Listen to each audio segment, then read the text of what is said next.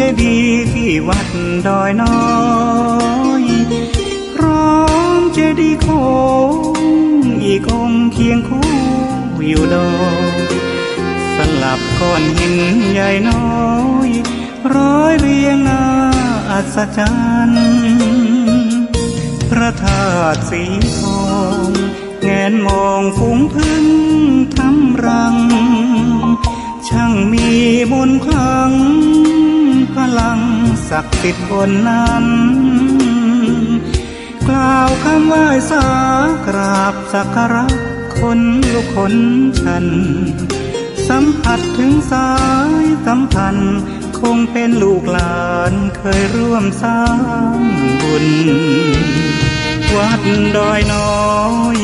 อยู่กลางยอดดอยโรยต่ออำเภอดอยเหล่าเขตติดต่อป่าสางลำพูนเดินทางปลอดภัยจากเชียงใหม่หรือสายลำพูนยินดีต้อนรับนักบุญมาร่วมสร้างทานบารมีตีสามตีสี่เปิดสถานีฟังตุลุงยองนักเทศเสียงทองชื่อเสียงดังก้องทั่วฟ้าธานีตัวจริงเสียงจริงวัดดอยน้อยแม่ตามเทวีต้อนรับญาติโยมที่มีจิตศรัทธามาร่วมสร้างบุญ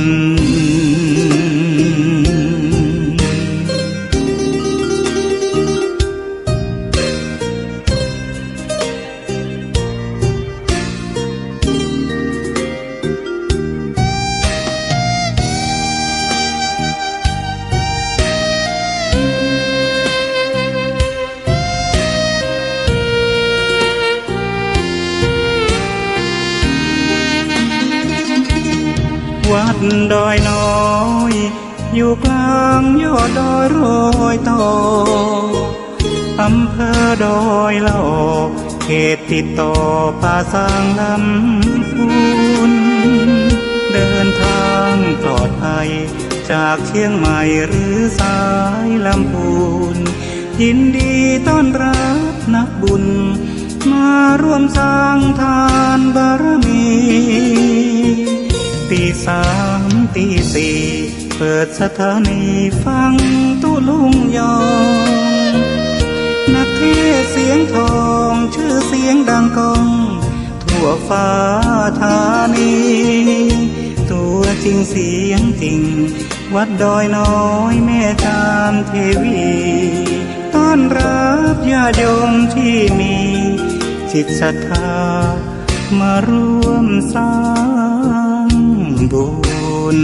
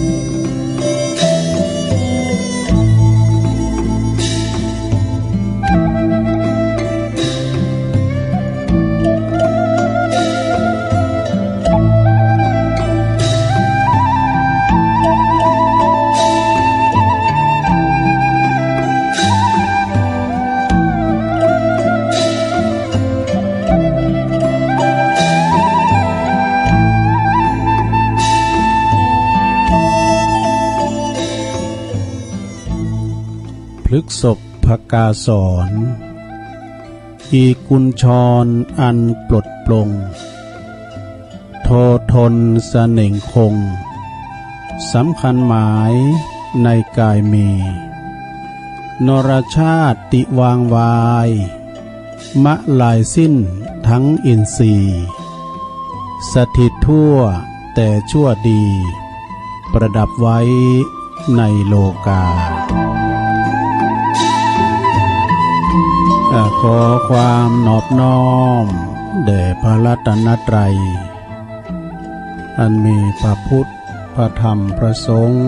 เป็นสรณะที่พึ่งกราบแนบไต่ไหวสาถวายความเคารพมายังครูบาอาจารย์พระมหาเถรานุเถระท่านเจ้าคณะพระสังฆาธิการพระภิกษุสามเณรเจ้าจุโตนจุองค์กุวัดวาอาราม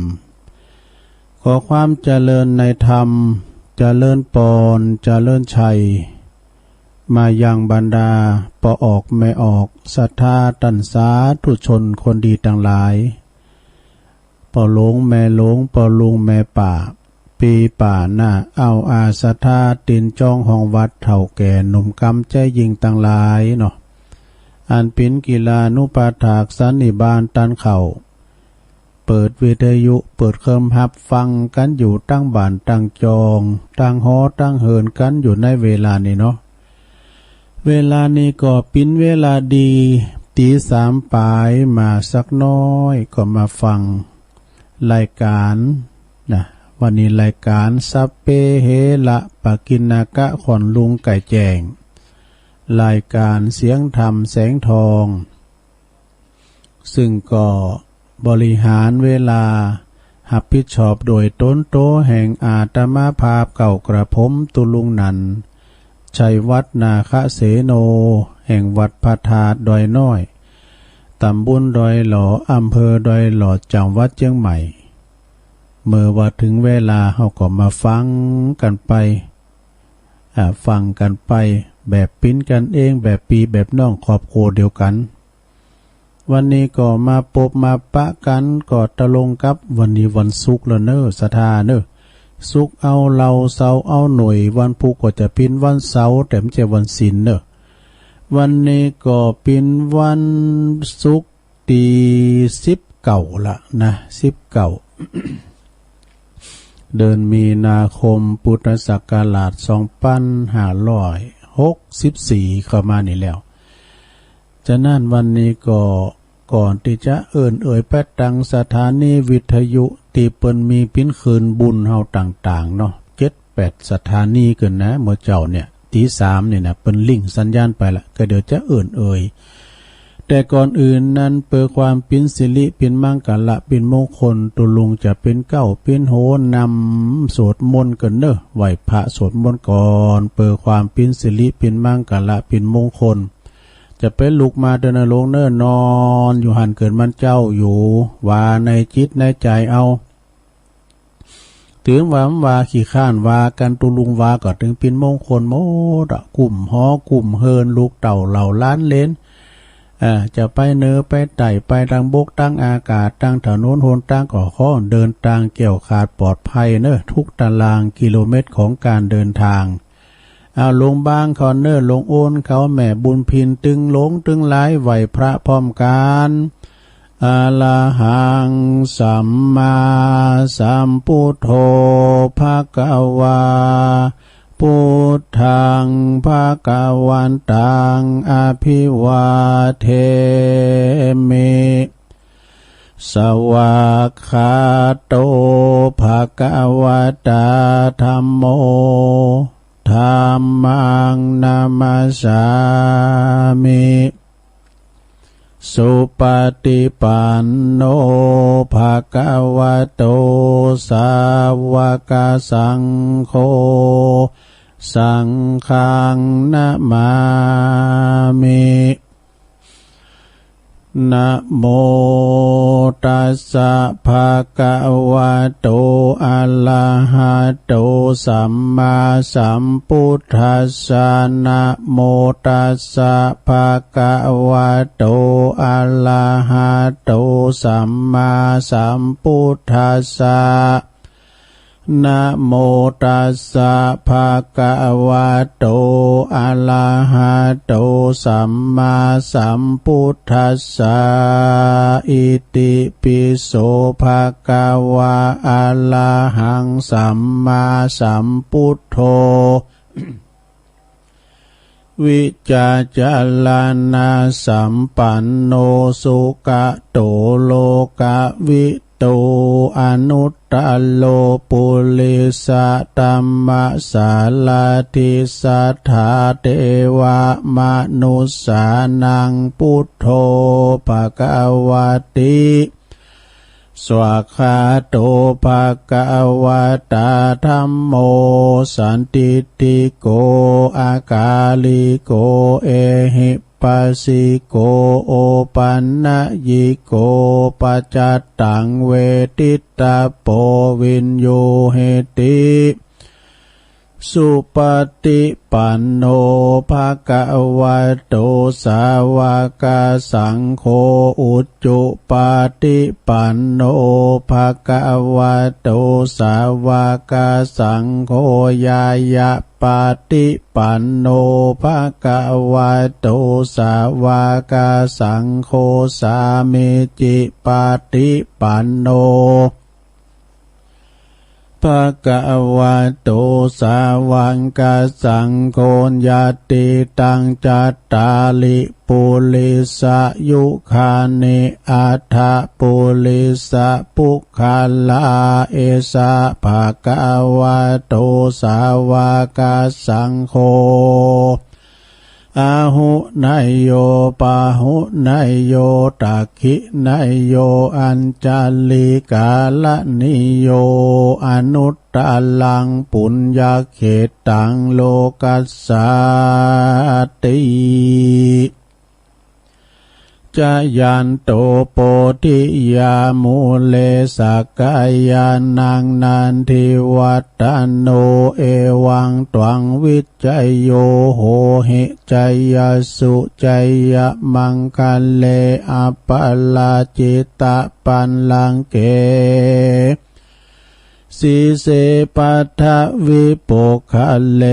อภิเสเกสัพปะพุทธานังอากาปโต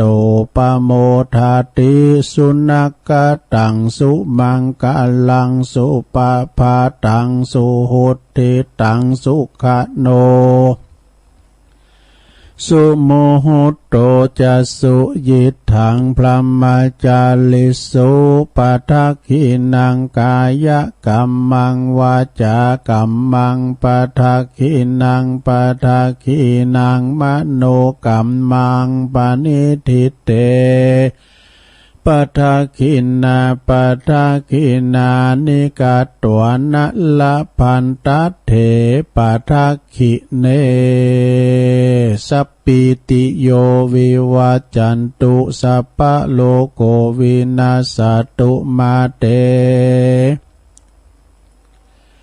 ภวัตวันตรายโยสุขีติกายุโกภวะอภิวาทานาสีลิสานิจังวุตาปัจจายโนจัตตารโอธัมมาวาทันติอายุวันโนสุขังปะลังเอาละเนาะศรัทธาญาติโยมต่างหลายตัวลงตื่นจืนขึ้นมาแม่ลงพอลงก็ตื่นจืนขึ้นมาก็ได้ยินเสียงน้ำเสียงธรรมเสียงสวดโยโกห้องเสียงนี่เป็นเสียงสวรรค์เนอะดังถึงไหนเป็นมังกรละเป็นสิริเป็นมงคลเนอะลงเนอะกรรมนี้ออกจากพระโอษฐ์ของพระพุทธเจ้าเป็นอัฏฐบาลีนะขจัดปัดเป่าเสน่ห์จังไล่อันคืดอันจาไอไล่อาขาดนี้ไกแสนโยดแสนว่านำปาสิ่งที่เป็นมังกรละเขาคุ้มเขาโหหอเฮือนเฮาอยู่จุ่มกินยินอยู่ดีกินหวานศรัทธาญาติโยมทั้งหลายขอกุณปฏิตาไหลรัตนะผ่านแผ่วพระเกี่ยวเจ้าต่างสามประการจงได้ดลบันดาลมาปกป้องคุ้มครองรักษาครูบาอาจารย์พระสงฆ์องค์สามเณรเจ้าอยู่กับวัดกับวาเนาะได้มีสลีที่คาอายุมันยืนยาวสืบทอดพระพุทธศาสนางอกงามไพบูรณ์นะปินเนอร์นาบุญของศรัทธาได้สักการะปูชากราบไหวเนาะยึดเหนี่ยวจิตใจกับปออกศรัทธาญาติโยมประสานงานกันเนอะปีหูสองน้องหูหนึ่งตัวเจ้าจะหูไปหมดมันก็ปินไปบ่ได้ ปีหูสองน้องหูหนึ่งมีอันยังก็ถอยทีถอยอาศัยปรึกษาหารือกันเนาะโดยความสามัคสามานสามัคคีกันจะไปมางนำจิตนำใจกันอู่กันลงส่งกันป้อเนอลงเนอะนะเพราะว่าคุณเฮาเด่นตรงหันหน้าเขาฮักกันถึงคุณวัดคุณบ้านนะหักกันแป้งกันหักกันเหมือนปีดีกันเหมือนน้องปองดองกันเสมือนญาติพระศาสนาเฮาการกุงลุงเลิงสะเติงบันงามเนอะตลอดถึงศรัทธาญาติโยมก็เหมือนกันขอเมสุขภาพพลานามัยสมบูรณ์แข็งแรงหน้าแดงแสงเหอกินข้าวลำกินน้ำลงนะพอกาในคล้ายกาคล้ายไล่ลงกาแม่นคล้ายมานหิมากาขึ้นเนาะปัจจัยไผที่จะไปออกไปติดต่อธุรกิจการงานก็ขอหือสมความมุ่งมา่ปรารถนาภารกิจลาบลื่นเนาะนะโชคดีมีใจเหมือนกันกูกอบกูโคนเอาละตอนนี้ไปตุลุงก็จะได้เอ่ยไปตังสถานีวิทยุที่เปิ้นมีบุญต่อโสตประสาทหูของหมู่เฮาเจ้าขาดต่างหลายซึ่งก็สถานีวิทยุในเครือข่ายที่เปิ้นรับสัญญาณรายการธรรมะช่วงเวลา 3 โมงถึง 5 โมงตี 3 ถึง 5 โมงเนอะก็มีสถานีวิทยุเพื่อการศึกษาพระพุทธศาสนาและวัฒนธรรมวัดไฟหิน FM 104.50 เมกะเฮิรตซ์เนอะอำเภอเมืองจังหวัดเชียงใหม่สถานีวิทยุคณะสงฆ์อำเภอฝางวัดพระบาทอุดม FM 100.25 เมกะเฮิรตซ์อำเภอฝางจังหวัดเชียงใหม่สถานีวิทยุแดนดินถิ่นล้านนาบ้านโฮงโงนำตำบลนำบ่อโลงอำเภอสันป่าตองจังหวัดเชียงใหม่ FM 103.50 เมกะเฮิรตซ์สถานีวิทยุคลื่นธรรมะของชุมชนวัดห้วยตองซักอำเภอจอมทอง FM 18.75 เมกะเฮิรตซ์สถานีวิทยุมนเสียงธรรมอำเภอแม่แจ่มจังหวัดเชียงใหม่วัดบุพาราม FM 106.25 เมกะเฮิรตซ์สถานีวิทยุนิกเนียวเรดิโอ FM 96.75 เมกะเฮิรตซ์บ้านโจงตำบลทุ่งกวาวนะห้างหุ้นส่วนจำกัดอนุสรณ์เรดิโออำเภอเมืองปานจังหวัดลำปางวิทยุชุมชนคนเหนือเขื่อนอำเภอฮอดจังหวัดเชียงใหม่ FM 90.75 เมกะเฮิรตซ์และสุดท้ายสถานีวิทยุเพื่อการศึกษาและพัฒนาอาชีพเรดิโอเน็ตเวิร์กนี่ FM 103.00 เมกะเฮิรตซ์อำเภอเมืองจังหวัดลำปางต้องขอขคุณเนเจ้าหน้าที่ดีเจที่เปิ้นได้เปิ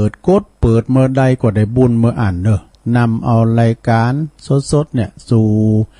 สู่หูตันผู้ฟังคุณเฒ่าคุณแก่เปิ้นฟังแต่เมื่อเปิดเพลงมาละนะฟังเพลงบาเก่าย้อนยุคก็โมนดีนะหลงก็ต้องขอบคุณตังคุณแม่บุญยวงแม่น้อยนะแซ่พันนี่เปิ้นอุปถัมภ์ในด่านเสียงเพลงเนอะ เปิ้นเอากล่องเพลงมาให้ตุลุงก็เอาผสมผสานกันมีทูลทองใจก็มีชาญเย็นแขก็มีสมยศทัศนพันธ์เท่าหลายเนอะแล้วก็มีหลากหลายโดยขอบคุณตังคุณแม่น้อยแซ่พันหรือว่าคุณแม่บุญยวงเนาะเปิ้นหยุดฮะดอยสะเก็ดสังกำแพงฮะ ว่าก็ลืมไปมาปะกันวันนี้นะสดาญาติโยมทั้งหลายตุลุงก็น้อมนำเอาพระธรรมเทศนาแต่ว่านี่เขาก็บรรยายธรรมเรื่องอายุวัฒนมงคลคาถาน้องไมเคิลปิ้นเจ้าภาพปุ้นอยู่จังหวัดออสเตรเลียจังหวัดว่าประเทศออสเตรเลียว่าดูข้ามน้ำข้ามทะเลตายายเปิ้นทำบุญให้น้องนะวันเกิดแฮปปี้เบิร์ธเดย์วันนี้ก็สถากันโลมในวันนี้นะตุลุงจะเอาเรื่องของปากปออาปาก็ปากเพลงสังทองแสนลำบากเหลือทนเรื่องหายเรื่องสัปดนก็อยู่ที่ปากเรื่องจะหือเปิ้นหักแปงแฝงไฟก็อยู่ที่ปากถ้าหือเปิ้นจังกันก็อยู่ที่ปาก จะหลุ่มสลายจะตุกจะจนจะป้าลำป้าลอยก็อยู่ที่ปากอันวัตถุอื่นเนาะและอวัยวะอื่นหูดังก็มีสองหูก็มีสองบึงตาก็มีสองแก่นแต่ปากมีอันเดียวเนี่ยเปิ้นเอาไว้สองอย่างคือหยังเอาไว้ปากก็เอาไว้กินค่ากินถึงวันนี้ก็เดือดร้อนนะของกินล้ำก็เดือดหรือแม่บานนี้พอมันน่ะ จะไปเดือดหรือมันกะจอพักการมีเนี่ยกินไปกะกินมันตายเนี่ยเอาด้วย สมาเดี๋ยวลงเด้อเอาเพื่อบ้างเป็นการเสียเวลาเนาะวันนี้ก็อยู่ยาวถึง7 โมงเหมือนกันนะสัตว์เดี๋ยวเกินใส่แว่นตาก็ฮักไปให้ขางเนี่ยเอานังยืดแฮดเอานี่เอาน้ำรอบเอวว่ะรอบงอนว่ะไว้รอบงอนไว้ก็มีหลายอันอยู่ปีนานดิบเอาปานน้ำเนาะเอาตาลให้กันเนาะเอาตาลแต่อันนี้มันนั้นเบอร์300กันเด้อกันเบอร์น้อยก็มันตัวหนังสือน้อยก็มันแข่งถี่อย่าลงเลยวันนี้ก็อยู่ยาวกันดาวหาโมงบึดกว่าจะเล่านิทานเรื่องกบปลาดุกปราบยักษ์นี่มันมีแนวลมหลายกันเดียวก่อนคอยส่งกระแสเสียงไปต่างปีน้องเมืองปานปีน้องตังลำปางปีน้องตังปุณะเมืองแปรเมืองนั้นผายาวเจงไฮเวงป่าเป่าเนี่ยตั้งเฮานี่ได้ยินแล้วแต่ฟังเพิ่มเติมแถมเพิ่มปัญญาเนาะปลาดุกปราบยักษ์เนี่ยโอ้จับเอกมาเลเกเลยักเกเลอ้าวแต่ว่าทำกันเนื้อลงเนื้อยาวปอสมโคนวันนี้ปิ้นเจ้าภาพรวมกันตึงหมู่ตุลุงปิ้นเจ้าภาพเก่าเนาะแล้วตุลุงจัดเตะเนี่ยเงินทอมหลัวไหลไปไหน ใส่กันเต็กคนเดียวใส่500ป่ะเนาะเอามันยำมานั่นน่ะขนมยายอัดยายวาลินได้ในสมาเนี่ยเอานะโมตัสสะภะคะวะโตอะระหะโตสัมมาสัมพุทธัสสะนะโมตัสสะภะคะวะโตอะระหะโตสัมมาสัมพุทธัสสะนะโมตัสสะภะคะวะโตอะระหะโตสัมมาสัมพุทธัสสะมุขโขกัลยานิยาสาธุติณโอกาสบัดนี้ตุลุงก็จักได้แสดงธรรมเทศนาปินโอวาทหรือว่าปินโอวาทะโอวาทาหรือว่าโอวาทคำสอนขององค์พระชินวรสัมมาสัมพุทธเจ้าเปิดสดับสติปัญญาบรรดาตันสาธุชนทุกเพศทุกวัยจุงสำรวมกายวาจาใจน้อมหับสดับละฟังต่อไปวันนี้ก็จะยกโหขอธรรมะเลิงของปากนี่เรื่องปากนะปากแปลได้หลายอย่างปากคือมุกคือปาก เพราะปากเป็นอวัยวะสำคัญของมนุษย์คุณเฮาทุกเพศทุกวัยตึงยิงตึงใจจุนมีการยกย่องปากว่าปากเป็นเอกเลขเป็นโทหนังสือเป็นตรีนี่คุณเฮาจะสบายตกต่ำลำบากอยากเย็นเข็นใจเดือดร้อนห่อนใจสารพัดสารเพส่วนมากเนืองมาจากปากเนอะนี่เนืองมาจากปากเลิงเล็กเลิงน้อยกายปิ้นเลิงใหญ่อู่กันบ่หูจบหูสินแต่แม่แต่สุดแม่ตีสุดบ้านเมืองหรือว่าโทโลกก็วุ่นวายละสำละสายกันนี่ยุ่งเยิงอาฆาตพยาบาทขาดสันติสุขมูลเหตุมาจากปากทั้งนั้นฉะนั้นเนี่ยพอออกไม่ออกศรัทธาทั้งหลายเรื่องของปากจึงปิ้นเรื่องตีหน้าสนอกสนใจปิ้นพิเศษเนอะเพราะว่าปากนั้นสำคัญฉะไหนนี่บาลีภาษาบาลีเปิ้นเรียกว่ามุกแปลว่าหัวหน้าปิ้นประมุกนี่ปิ้นใหญ่นั่นแหละปากปิ้นอวัยวะตีน้อยมากบรรดาที่มีอยู่ในร่างกายอวัยวะทุกอย่างนะธรรมชาติเปิ้นสร้างมาปิ้นกูกันดูปิ้นกูอย่างใดจึงเป็นเอกเพราะว่ามันมีฤทธิ์มากแต่ปากนี่นะ มีทั้งคุณอนันต์มีทั้งโตดมหันต์เนอหน้าที่ของมันมีอยู่สองอย่างคือหนึ่งกินสองอู่หรือว่าพูดแต่ละนาทีเนี่ยสำคัญบัดใจน้อยเนี่ยหนึ่งเนี่ยอู่เรื่องกินก่อนเนาะอู่เรื่องกินก่อนนาทีกินเนี่ยเรื่องของการกินเป็นเรื่องใหญ่นะในชีวิตประจำวันของคุณเฮาเนี่ยแม่หลวงศรัทธาต่างหลายตลอดถึงสัมปสัตที่เกิดมาต้องกินติ๊กถ้าบ่กินก็ตาย เนาะปนว่าน่ะจึงมีคำกล่าวตามข้อเท็จจริงว่าเรื่องกินเป็นเรื่องใหญ่เรื่องตายเป็นเรื่องกลางเรื่องตะลางเป็นเรื่องเล็กว่าดู เพราะว่าสังขารร่างกายของคุณเฮานั้นนะบ่ใจว่าจะเป็นวัตถุสำเร็จรูปเนอสร้างขึ้นจำเป็นต้องบำรุงรักษาสังขารของเฮานะโลกนะมันไขยาก็คือมันกินเอาจอมปากคั่นเด้อไขยาก็กินกินมาจิตย่างกินมาดังสาบนี่รอเล่งปนเปลือจนกว่าเฮาจะตายไปบนหดุสธาไผที่มันจะเบื่อเข้ากันเบื่อเข้ายุ่มได้นะกินนะโลกเนอกินข้าวทั้งสัตว์และคนเนี่ยมันมีอาหารการกินเหมือนกันหมดอาสนะแต่ว่าความหิวเกิดขึ้นความหิวเป็นโรคอย่างยิ่งเนอะหลวงเนอะความหิวเป็นโรคอย่างยิ่งแต่เจ้าตุลุงเปิดเพลงอย่างนี้หิวโหยเอาน้ำลูบท้องไปก่อน ต่างแต่อาหารที่มันบ่เหมือนกันต่ออ่านเนอะสะท่าเนอะสัตว์บางอย่างบางชนิดกินสดๆเลยบ่ต้องไปหุงหาบ่ต้องไปหุงไปตุ่มอย่างสักอย่างบ่ต้องไปโลโคไนบ่ต้องไปตุ่มอย่างสักอย่างเช่นโง่ควายเนี่ยมันกินหญ้ากินผักกินหญ้ากินติ๊กๆบ่ต้องไปใส่ผักใส่แกงแค่ก็เอ็มต้อง หมายความว่ากินตามธรรมชาตินะธรรมชาติมันบ่มีระเบียบบ่มีวินัยบ่มีพิธีรีตองอย่างสักอย่างแหละนะมันกราบมันกว่ามากินแต่สัตว์เนี่ยเป็นโง่เป็นควายนี่มังสวิรัตนะ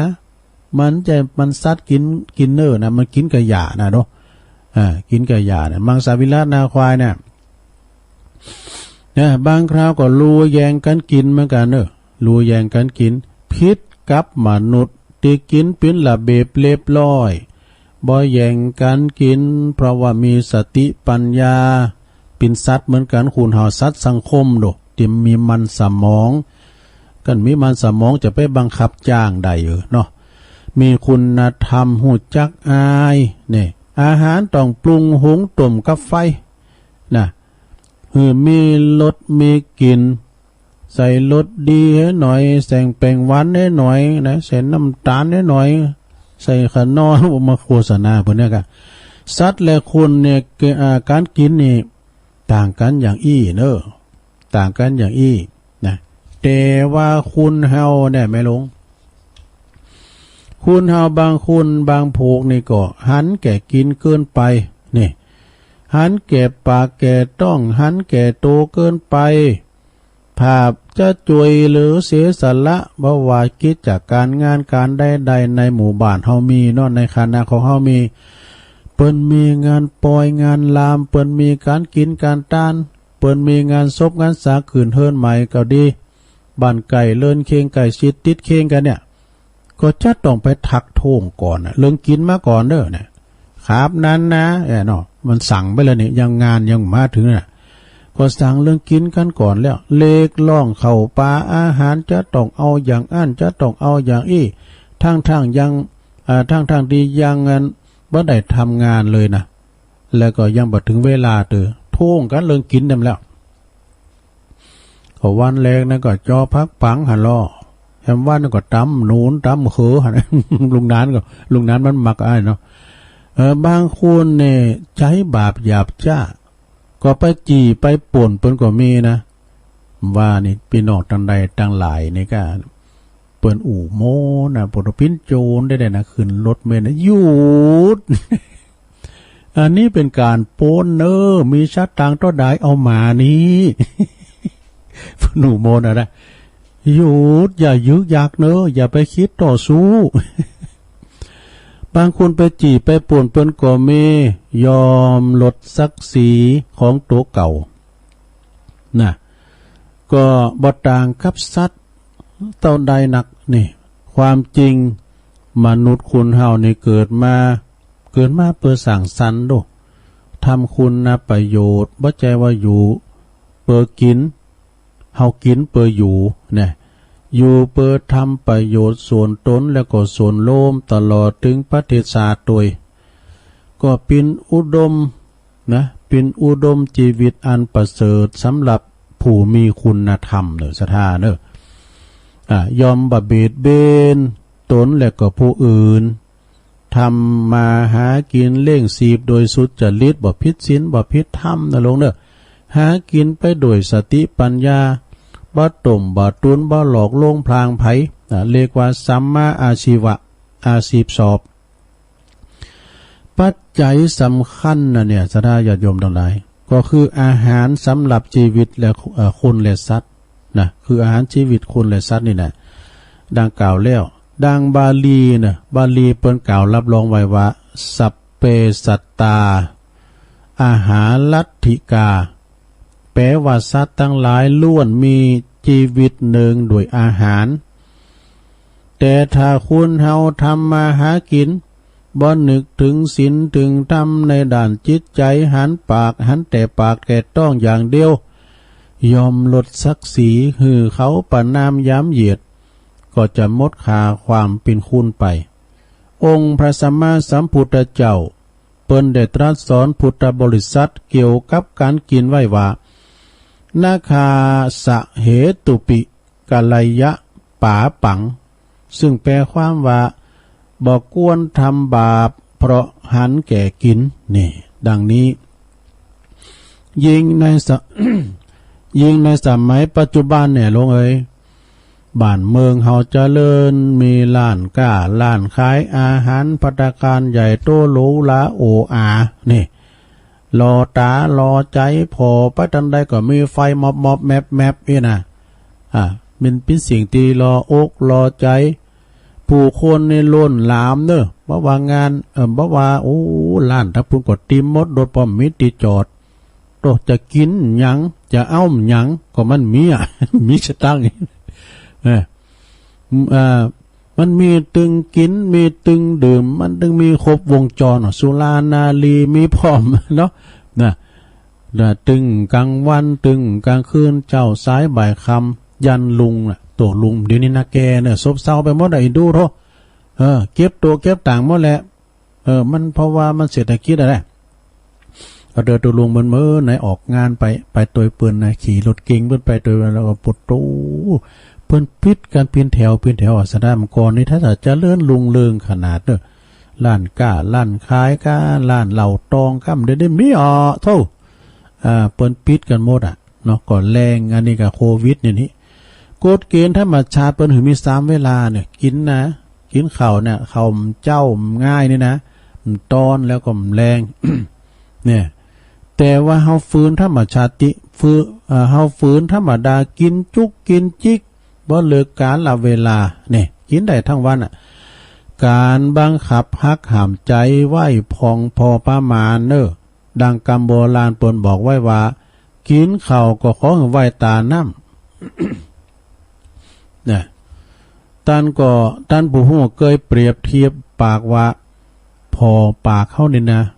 พออย่างฮู้เหี่ยวฮู้ทำลึกแต่กะจอวอฮู้วายนี่นะ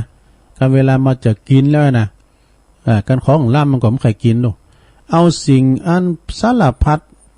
ทิ้งลุงเหี่ยวหรอกถึงวันนั้นเป็นว่าปากจอวอฮู้วายมันเป็นเหี่ยวนี่นะ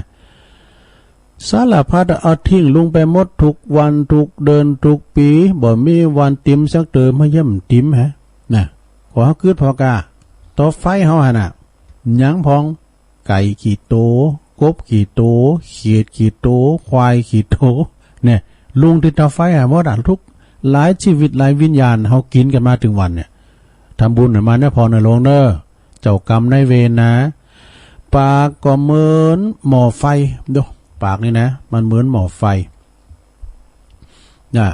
เพราะสามารถบดเคี่ยวสิ่งของต่างๆเพราะว่าจะเป็นบัฟฟาโลลุยไฟ ของแข็งเนาะ บริหารขากันไกลคาราบาวลุยไฟ ครบเน่งขามมอลุบๆก่อนยามหนาวเนาะมกเน่มขามกันเอามันมาจีเอาจะคู่มาจีไปหูจักจะคู่ผมเลยหายไปนะจะคู่ไทยเขาเอาตอมามกก่อนมีสิ่งของต่างๆนี่แหละเอาครบได้หมดแตกละเอดูหม้อไฟนะหม้อไฟกับคิวเขาเนี่ยบัดล้อยำหมดไปกินแล้วก็เสพพองก็กินยากินของเสพติดเช่นสุราไอไอเวิงอันนี้เปิ้นใช่ผิดกฎหมายเด้อกินไปแต่เฮาต้องอันรักษาสังขารเฮาบ่ได้ไปกินหนักแลนะนานเด้อกินหมกบ่ให้พอดีเอาหมกจำเจ้าหนีมได้เนี่ยกะไอเช่นกินไปก็มีสุรากัญชาเฮโรอีนอบายมุกเรียกว่าอบายมุกต่างๆปากทางแห่งความสิบหายลูกเนาะโอ้พอมันไปเหตุการณ์มาโตค่าแรงงานขั้นต่ำ300ก็ซื้อไอไหมโขนเนี่ยเป็นโทษเป็น4-50ปงก้าเนาะไอโอ้ลูกเต่าเราเลยเผลอมาถึงบ้านเลือดตั้ง100เดียวดูพอไปเล่งกันตามเหล่าตองปากเฮาเนี่ยบางครั้งนี่ก็เป็นนายของจิตใจเนี่ยปากเฮานี่นะบังคับหือพูดหือกระทำนำมาซึ่งความเดือดร้อนแล้วก็หายนะต้องมีสติระมัดระวังเนื้อปากหรือว่าวาตะภัยนี่เหมือนลุ่มพายุมรสุมเนื้อปากเขานี่นะพัดกันนำตึกล่ามบันจองบานเฮือน่ะเฮือมันถล่มทลายเสียหายก็ได้นี่อยู่กับปากเขานี่นะฮือยินก็ได้ฮือฮ้อนก็ได้ฮือเปิ้นฮือเป็นคุณดีหรือว่าหือเป็นผู้ดีเสคุณไปก็ได้ก็ย้อนปากที่เฮาเนี่ยลมปากมีฤทธิ์อิทธิพลหนักเนอะมีผลหือแก่ผู้ผู้พูดนี่นะแล้วก็ผู้ฟังโดยหือเคลิมหลงไหลใฝ่ฝันผูกพันซึ่งกันและกันก็มีเหมือนใจกับหนุ่มสาวเหมือนใจหนุ่มหญิงสาวเนาะเปิ้นก็พำพอดกันโดยสำเนียงอันยดย่อย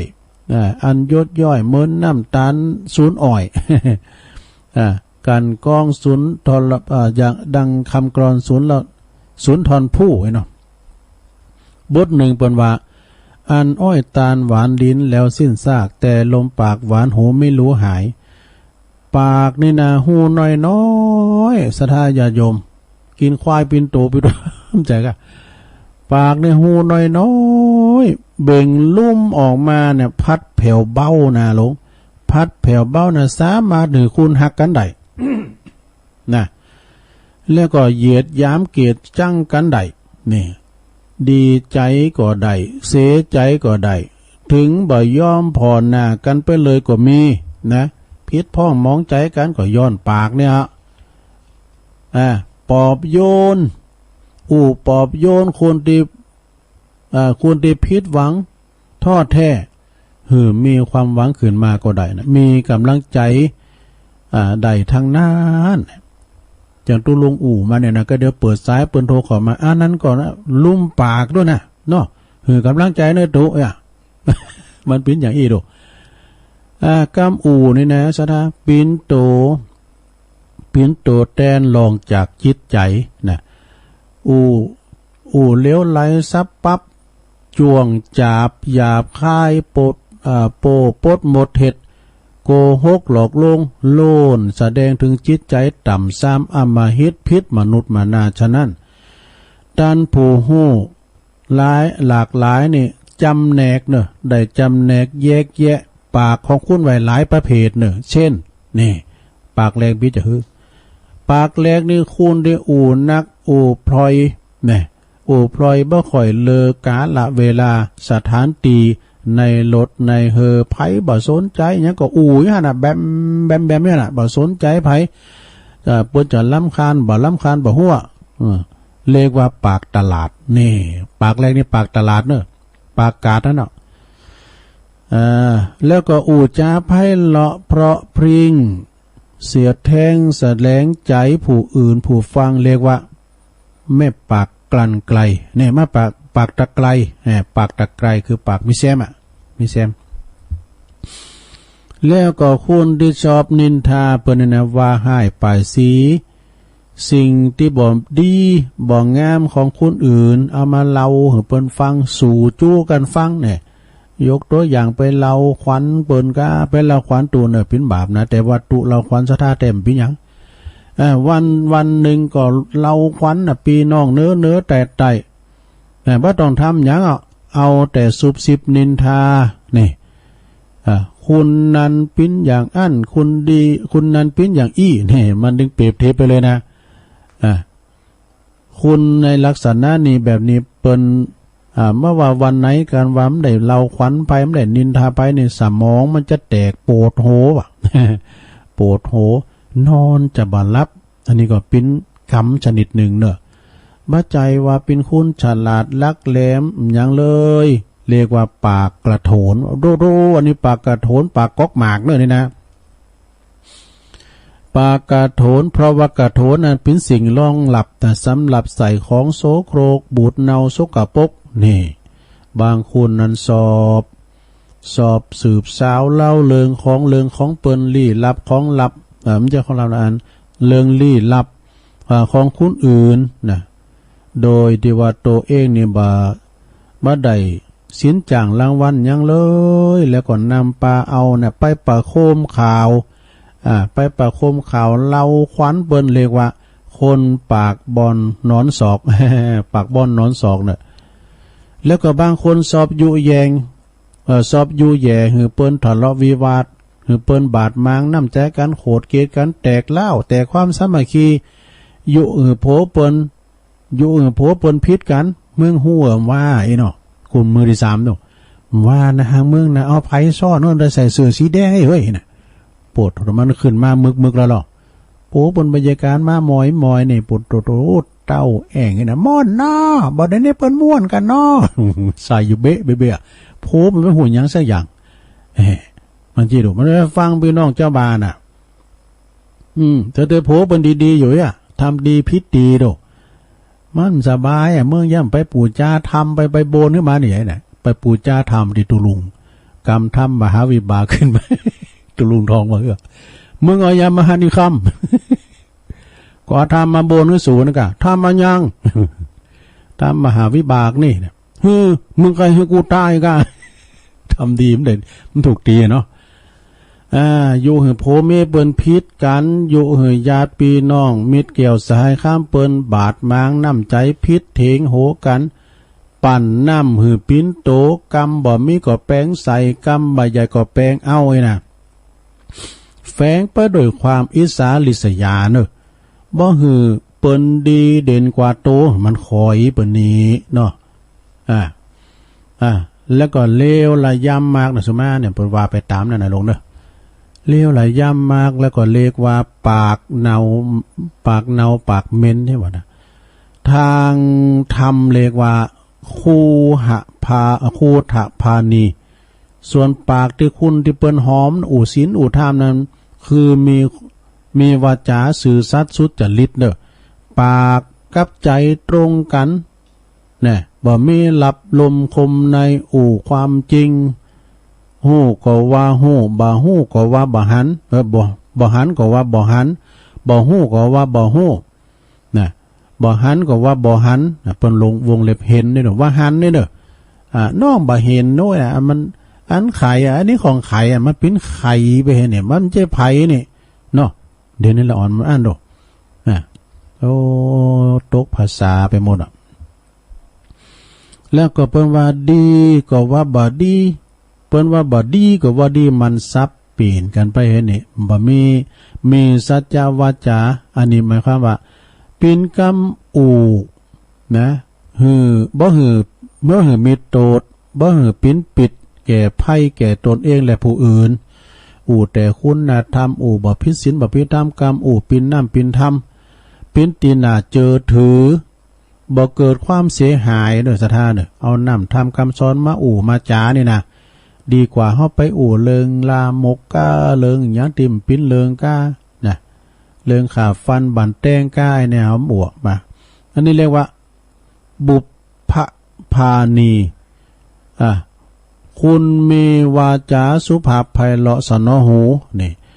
นิ่มโนนอ่อนหวานขานเพลาะนี่ฟังแล้วก็ซาบซึ้งตรึงใจไผก็อยากจะฟังนั่งอยู่ไกลๆบ่โอสูสมโกนนะสมโกนเลคนปากหวานทางธรรมเปิ้นเรียกว่ามัตถุพาณีดังคำว่ากำปากจ้าหวานเปียงน้ำตาลเปียงน้ำตาลกล้วยอ้อยเนี่ย ศูนย์ใสโดยมัทธุจึงเป็นอันว่าถอยกรรมสำเนงกรรมอู่กรรมจ้ากรรมพูดของมวลมนุษย์ของเฮานี่นามันจึงเป็นปัจจัยอันสำคัญยิ่งเนอะสะท่าเปิ้นว่าอู่หือเปิ้นฮักอยากนักจักหวังอู่หือเปิ้นจังกำเดียวก็ได้เนี่ยสามารถจะนำความเสริมเสความเจริญหรือว่าความวิบัติลมจมมาสู่ตนเองสังคมส่วนรวมเนี่ยประเทศชาติก็ได้ตลอดถึงมวลมนุษย์ทั้งตลอดถึงมวลมนุษย์ชาติทั้งมนุษย์ชาติทั้งโลกฉะนั้นจะหันใดว่าทุกประเภททุกประเทศเนี่ยเพิ่นจะมีสถานทูตประจำไว้นะสถานทูตนี่นะเปิดปิ้นปากปิ้นเสียงแทนรัฐบาลฮือเข้าใจกันบ่ละแวงกันติดต่อการทำมาค้าขายและเจริญสัมพันธไมตรีจึงตึงการบ้านการเมืองตัวเอกก็ต้องใจลิ้นใจปากทั้งนั้นเป็นสำคัญลงเนอะองค์สมเด็จพระสัมมาสัมพุทธเจ้าเปิ้นสอนไหวเลิงการอู่มี4อย่างนะไหวมี4อย่างเนอะคือ1อู่จริงเป็นสิ่งที่มีประโยชน์2อู่หวานสมานจิตใจ3อู่ถูกกาละแล้วก็โอกาส4อู่ไปแล้วบ่เดือดร้อนตนเองและผู้อื่นคนอื่นเนี่ยกรรมจริงนะกรรมจริงคือกรรมที่บ่เป็นเท็จบ่เลี้ยวไหลนะบ่เลี้ยวไหลเลี้ยวแหลกบ่แสงบ่เสแสงเองสามารถก่อประโยชน์แท้จริงอ่อนหวานก็คือหูอู่ละลื่นหูนะ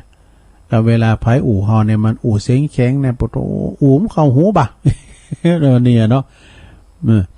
ฟังแล้วก็มันยินอกยินใจสบายใจสบายกายโลนะถ้าอู่ละลื่นหูนี่นะฟังแล้วก็ยินกายสบายใจบ่หกหักหยาบคายนะกรรมที่ฟังแล้วนี่ประทับใจน่าเคารพนับถือปัจจัยประเภทที่ว่าปากหวานกุ่นสุ่มนี่ปากหวานกุ่นสุ่มนะระวังเนอะอู่กำอู่แน่แต่กำอู่เนปโตกำอู่โมนจ้าหวานใจในบ่ตามเปิ้นว่าคือก็มีหันบทนะกำอู่ว่าแล้วใจในบ่ตามอู่ฟูอองามนำใจสวยหน้า เปิ้นว่านะอู่ถูกกาลเทศะนี่บางอย่างนี่ต้องพอดูเวลาสถานที่ก่อนเนอะพอดูเวลาสถานที่ก่อนที่เฮาจะอู่หรือว่าบ่ควรอู่กรรมที่อู่สมควรแต่สถานที่สมควรแต่บ่สมควรนะหรือว่าสถานที่สมควรแต่อู่กรรมที่บ่สมควรเนี่ยนะอู่ไปแล้วก็จะเสียหายแก่สิ่งควรจึงเป็นแต่สิ่งที่ควรคำนึงอู่ไปแล้วบ่ทำความเดือดร้อนหือไผเพราะว่าคุณเฮานั้นอยู่ในสังคมเดียวกันเนอะลงเนอะอยู่ในสังคมเดียวกันอยู่ในหมู่บ้านเดียวกันมาก็จะเกิดความวิวาทบาดหมางกันพองนำความเดือดร้อนมาสู่ตนเองแล้วก็ส่วนรวมมีอยู่บ่น้อยนะที่ว่าคุณเฮาไปอยู่ด้วยกันหลายมันสังคมวุ่นวายหรอกเนาะซะท่าเนาะคุณนั้นจะเอาอย่างอี้คุณนี้จะเอาอย่างนาจิตังคุณหลายเคยปรากฏอยู่บ่อยๆเนอะจึงควรระวังเนอะนะผิดถีผิดทันอย่างรอบคอบเนอะก่อนที่จะคิดที่จะอู่ความเดือดร้อนความวุ่นวาย บอกมาเกิดเลิงปากปิ้นเอกเล็กเป็นโทโลมตึงเลิงของการกินตึงการอู่เนี่ย เสมือนเหยียบเฮ่อซองแคมเด้อเฮาเหยียบเฮ่อซองแคมเฮายกฝ่ายยกเท้าข้างใดข้างหนึ่งนั้นก็จะหล่มจะชมได้แต่ปากนี่ก็เป็นประตูโหนต่างไปนรกไปอาบายก็ได้จะไปสวรรค์จั้นพรหมก็ได้จะไปติดคุกติดตารางก็ได้จะเพิ่มพูนปรมีมีโจกมีวาสนาก็ได้นี่ฉะนั้นสาธุชนแล้วก็วินยูชนทั้งหลายจึงพึงอู่ดีคิดดีทำดีปรารถนาดีซึ่งกันและกันความสุขสันต์หันษาก็จะเกิดขึ้นในบุญโลกของเฮานี้แน่นอนอย่างว่าต้องสงสัยนะสมดังเทศนา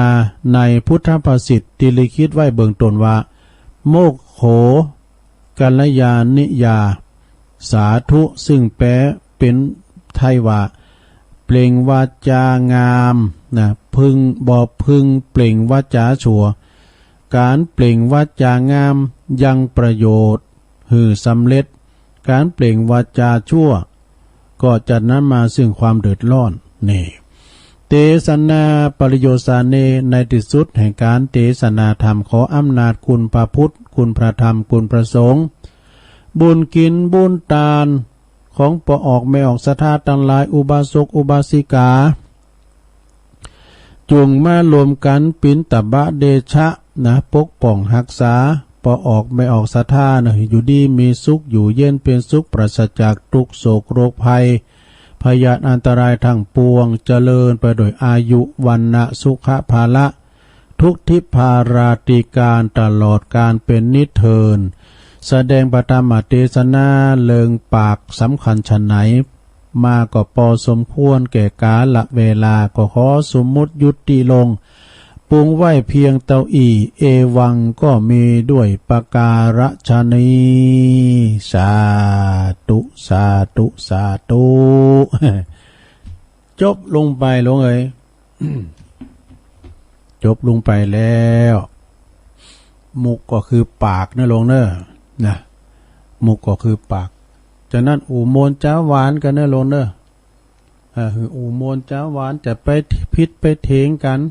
คุณเขาจะให้จะดีก็อยู่ที่ปากนะปากปิ้นเอกเล็กปิ้นโทเป็นว่า ปากปิ้นเอกเล็กปิ้นโทจะไปอู่ห้อนอู่ให้เหมือนกันเป็นว่าอู่ห้อนอู่ให้กันก็คืออู่ปากอย่างผ้าบักเล็กเนี่ยมันเจ็บแทงเสียแทงเขาในจิตในใจนะคืออู่โมนเจ้าหวานใส่กันคุณเฮาเนี่ยจะให้จะดีเพียงใดก็ตามจะใหญ่จะโตจะเงินมีเงิน100 ล้านพันล้านมันก็ตึงตึกตายเหมือนกันโม่นะสดาญาโยมไผที่ว่าบาขาดเขียวไปไหนนะจะใหญ่เพียงใดก็เล็กกว่าโลงนะประมาณนะอันชีวิตคนเราก็เท่านี้พอเป็นผีก็ลงอย่าสงสัยถึงใหญ่โตครับฟ้าสักเพียงใดก็ไม่ใหญ่ไปกว่าโลงเมื่อลงนอนนี่ ใหญ่เพียงใดก็ตามเดินมาดึงแก้วนะฝั่งศอกยาววานนะขืบเนาะสดาญาโยมทั้งหลายก็เดียวกันเน้อลงเน้อตัวลุงขอจิบน้ำแป๊บเดียวก็เดี๋ยวมาว่าต่อเนาะก็เดียวคอแห้งปวดโตยอแห้งก็เดี๋ยวนะ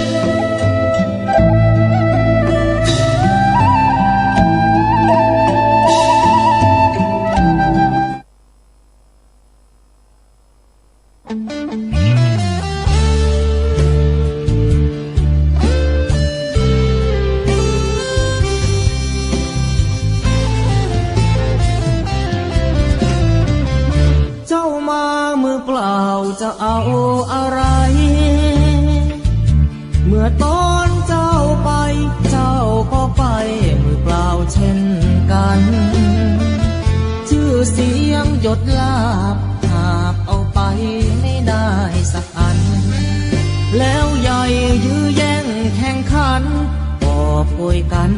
ฆ่าฟันตัดรอนเงินทองตามส่งแค่โรงพยาบาลญาติมิตรวงวานลูกหลาน ส่งแค่เชิงตะกอนจะมีใครเล่าอยู่กับเรานอนเฝ้ากองฟอนวางดอกไม้จันทร์แล้วจรกลับไปนอนบ้านใครบ้านมันใหญ่ขับฟ้า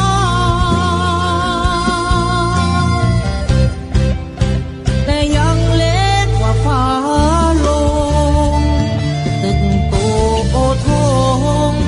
สุดท้ายนอนลงเหมือนกันไปไม่กลับหลับไม่ตื่นฟื้นไม่มีวันชีวิตหลังความตายนั้นนรกสวรรค์ยังรอบาปบุญดีชั่วติดตัวเมื่อตายเงินทองมากมายคนเอาไปไม่ได้หรอกน้อร่างนอนแน่นิ่งไม่ไหวติ่งเหมือนดังต้นตอตราสังมัดแขนผู้คอไฟไม่หงิกงอเป็นเท่าวีพง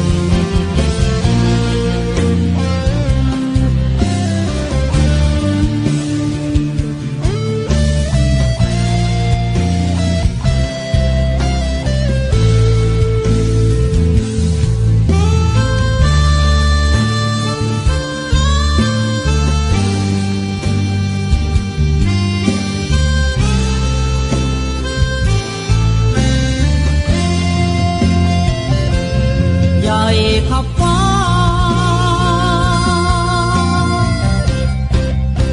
แต่ยังเล็กกว่าฟ้าลงตึกโตโอทงสุดท้ายนอนลงเหมือนกันไปไม่กลับหลับไม่ตื่นฟื้นไม่มีวันชีวิตหลังความตายนั้นนรกสวรรค์ยังรอบาปบุญดีชั่วติดตัวเมื่อตายเงินทองมากมายคนเอาไปไม่ได้หรอกน้อร่างนอนแน่นิ่งไม่ไหวติ่งเหมือนดังต้นตอตราสังมัดแขนผู้คอไฟไม่หงิกงอเป็นเท่าหุยพง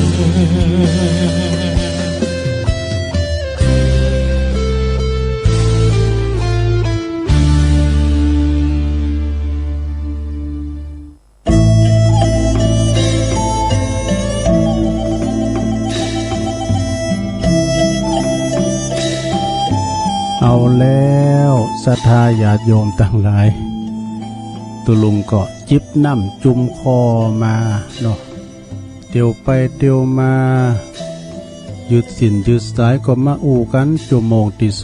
2ขณะนี้เวลาตี4พอดีลง2 นาทีเนาะวันเวลาลงเลยผ่านไปโว้ย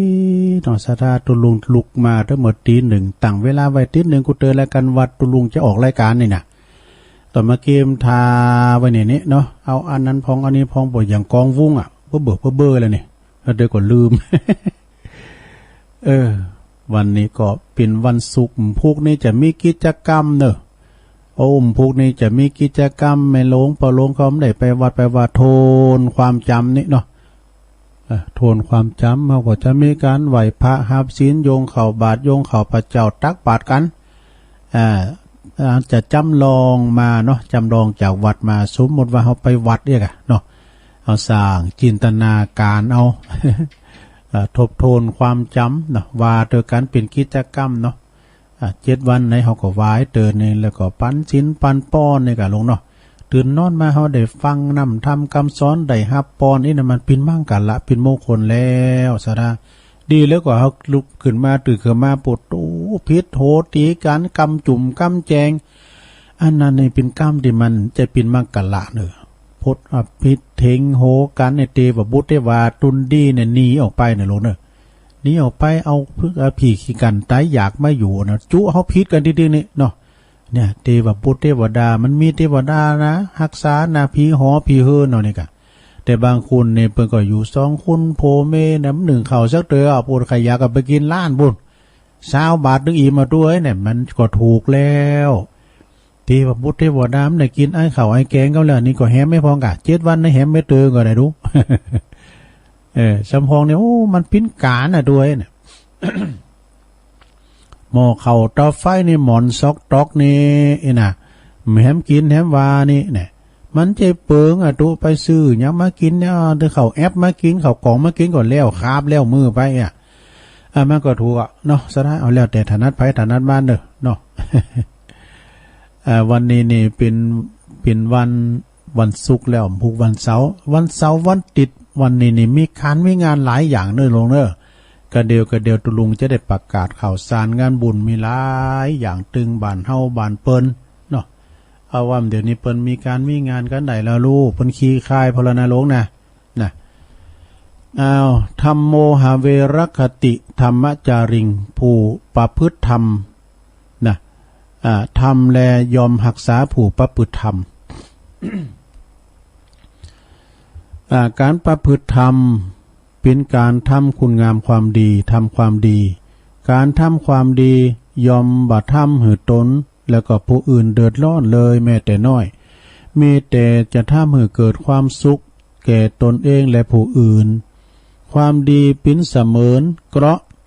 คอยป้องกันพยานอันตรายให้แก่ผู้ประพฤติปฏิบัติธรรมนั่นเอง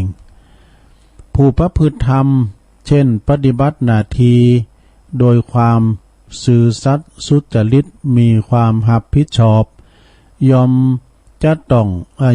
บ่ต้องอันหวั่นไหวหวั่นโกต่อภัยอันตรายอันยังสักอย่างนะเพราะว่าการปฏิบัติธรรมคือการทำงานการทำหน้าที่เป็นผู้ที่ปฏิบัติธรรมสามารถพิสูจน์ให้คนโทไปหันถึงคุณภาพของตนเองได้